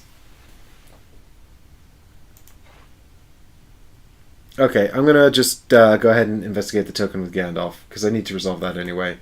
And then we'll go and figure out what Balin's life means later. So Gandalf going first. Let's reveal a card, actually, to see if we can find... Oh no, I don't even need to use that ability yet. We'll wait. Okay. The object is a mass of sticky webs, almost caustic to your skin and gear. You notice the webbing is slowly dissolving whatever it touches. As it sinks into the floor of Mirkwood, you consider what these monstrous spiders could do with a network of tunnels. You would be wise to destroy this dangerous webbing before it does any more harm. Gain 1 inspiration. I can't. I've got full. Destroy the web. Ah, I see you're already handling the situation. You look around for the voice, and you see the elf you encountered earlier watching from above, perched in a nearby tree. It looks like he is determined to stay high above, perhaps to avoid another spider ambush. They are in the trees! I saw them! I realize I was a dick to you before. King Thranduil tasked me, Ian, with scouting this area for the foul spiders. The beast surprised me. I needed to hurry back and inform the king of the extent of the threat at our doorstep, but I did not like leaving the spiders unchecked. If you still live after today, seek me in the woodland realm. You shall have my thanks. With those words, Ian disappears again into the trees. No, help me now! Ugh. Ian, you are a dick. Okay. Second action, destroy the web.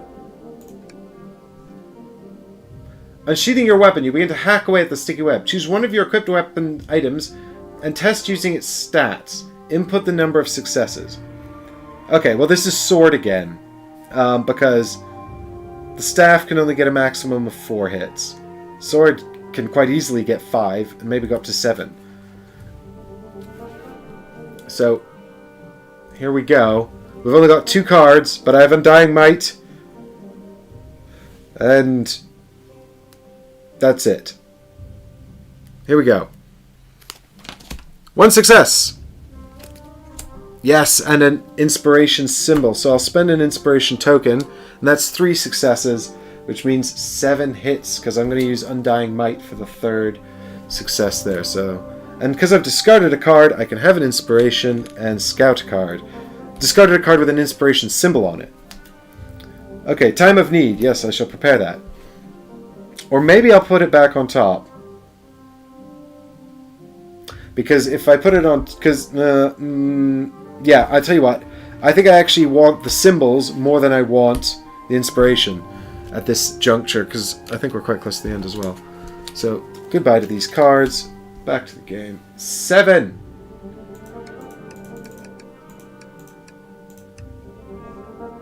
The webbing finally tears apart, most strands collapsing into a foul green liquid. The substance smokes in the open air, and you quickly back away from the fumes. As you retreat, you notice that the spiders are also fleeing, returning to the dark after their unsuccessful gambit. Discard the threat token. Yes, sir. Hey, I did it! The spiders flee before your coordination and strength. You get the feeling that they were not prepared for any real resistance. The heroes win! Each hero receives 4 experience. Lore increases by 3. You camp for the night, and in the morning realize that there are 3 paths forward. It is very possible that all 3 are necessary to prevail over the evil here. After the area quiets, you settle down to study the strange relic shard you salvaged from the forest. It seems to whisper to you, telling you of ancient battles of flame and shadow. You are certain this will be of great importance, even if it has no obvious use now. Choose 1 hero to gain 1 corruption. Oh, I knew it, chat! I knew this would be bad! So, we got some corruption tokens here. And basically the way it works is that, as far as I'm aware, so I haven't explained Last Stand, but by now, basically, if you ever hit your wound threshold or your fear threshold, you have to do what's the last stand, and it's a test, basically, and if you fail, then you lose, and that's really bad. Corruption is a binary state. If you have any corruption tokens, you are corrupted. If you have none, you aren't corrupted. If you ever would take a 4th corruption token, then you have to do a last stand check as well. It is possible to get rid of corruption, although I don't know how. So whoever I give this to is going to become corrupted. And I think I'm going to give it to Gandalf, because he's got high spirit. Well, they both have high spirit, actually. And I feel like spirit is what you need to fight off corruption. But also Gandalf's the one who picked up the evil rock, so Gandalf can have it.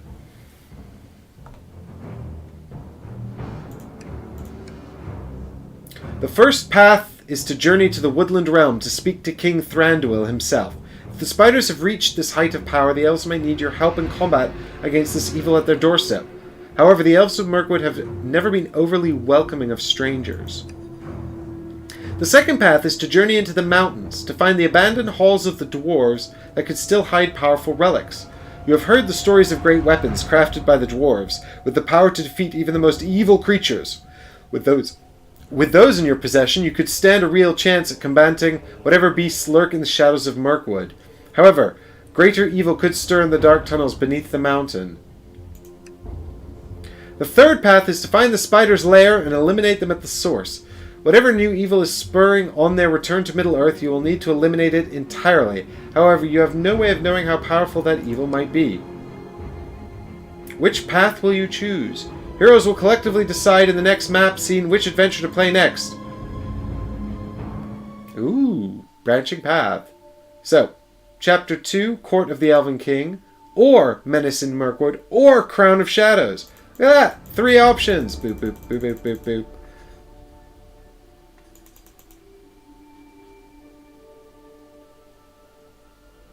Yeah. Is anyone left in chat? Who's still watching? How many people I got watching this? If anyone's still watching, Hager says to Moria, it sounds like you want to do Moria as well, Jonathan. Presumably that's Crown of Shadows. I mean, you know, why not go search for powerful loot? Yeah, Balrog World. Exactly. Did Shadowed Paths come with a Balrog miniature? It might have done. Everyone's like, Crown of Shadows, Moria, do it. So, I think that's the way we're going to go.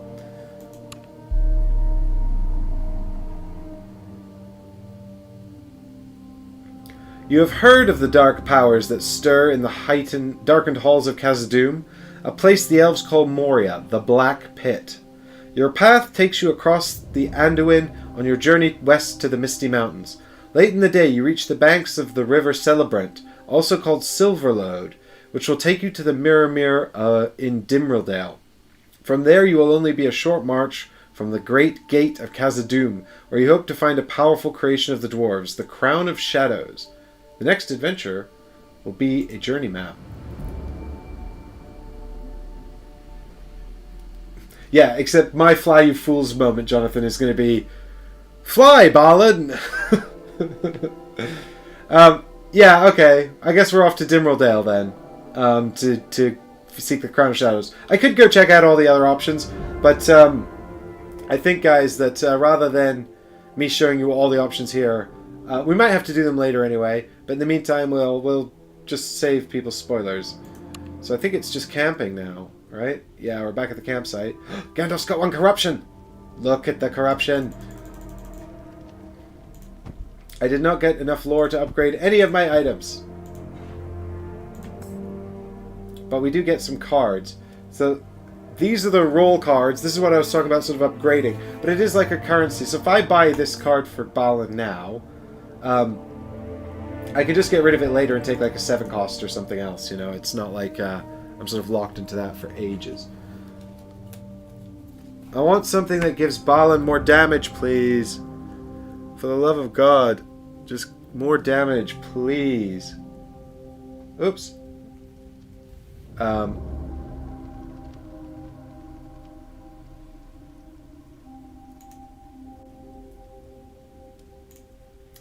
I want more damage, please. Where is my thing? Hang on. I'm having just a quick technology fail here. There we go.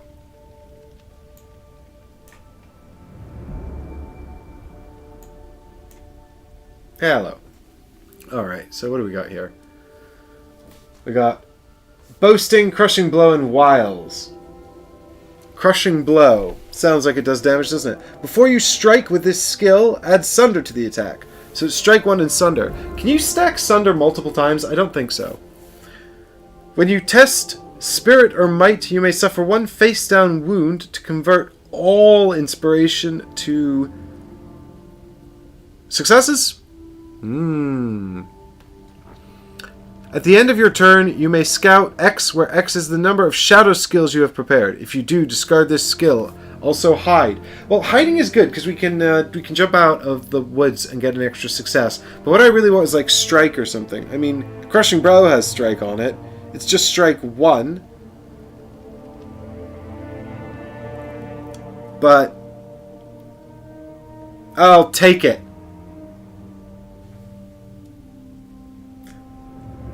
Slightly evil Gandalf makes Balin feel slightly uneasy. Yeah, damn right he does. Slightly evil Gandalf is still a much bigger problem than anyone else being slightly evil.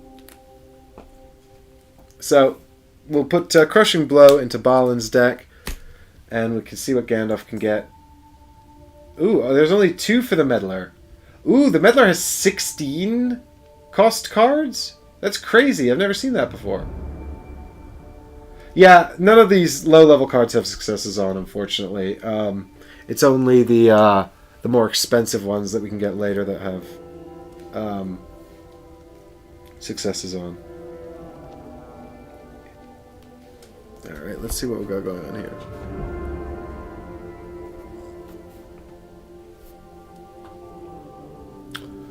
Fast talking. When you interact with a person token and test, you may discard this skill to add 2 successes and scout 1. It also has strike 2 on it, which That's a strike 2! This is what I need for Balin! Gossip.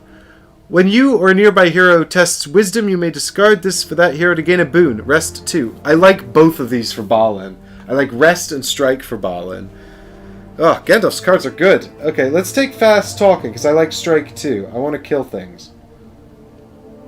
Gandalf doesn't need to rest. He only took 1 damage in that whole thing.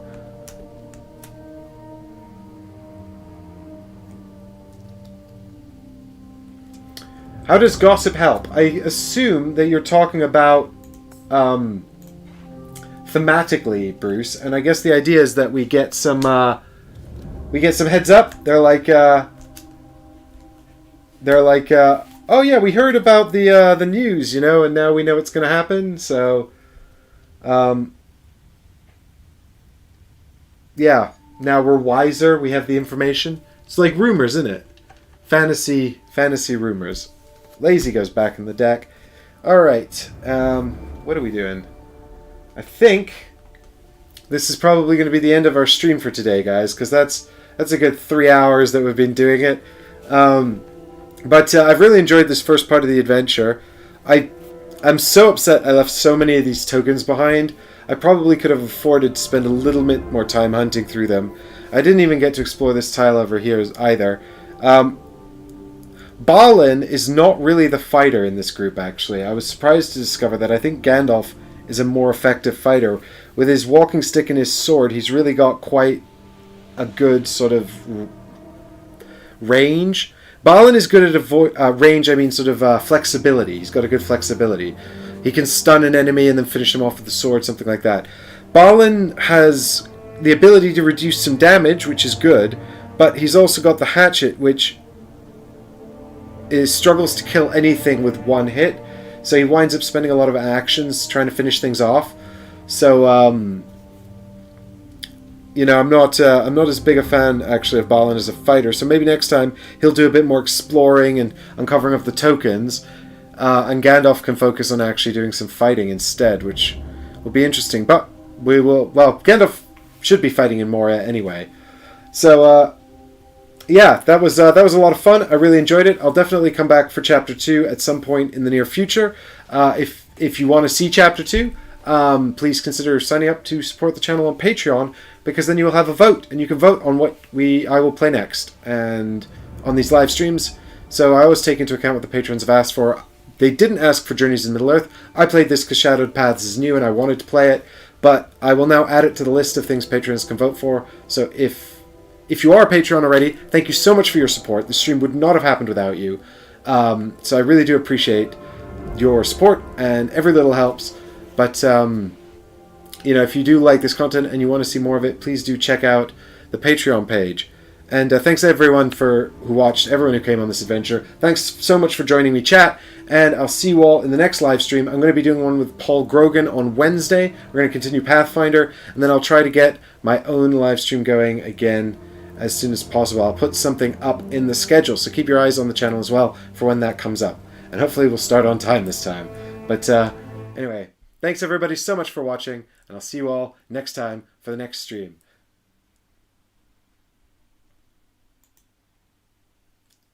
I think it's going to be a lot of fun, Eddie, and I'm gonna continue the Shadowed Paths when I can.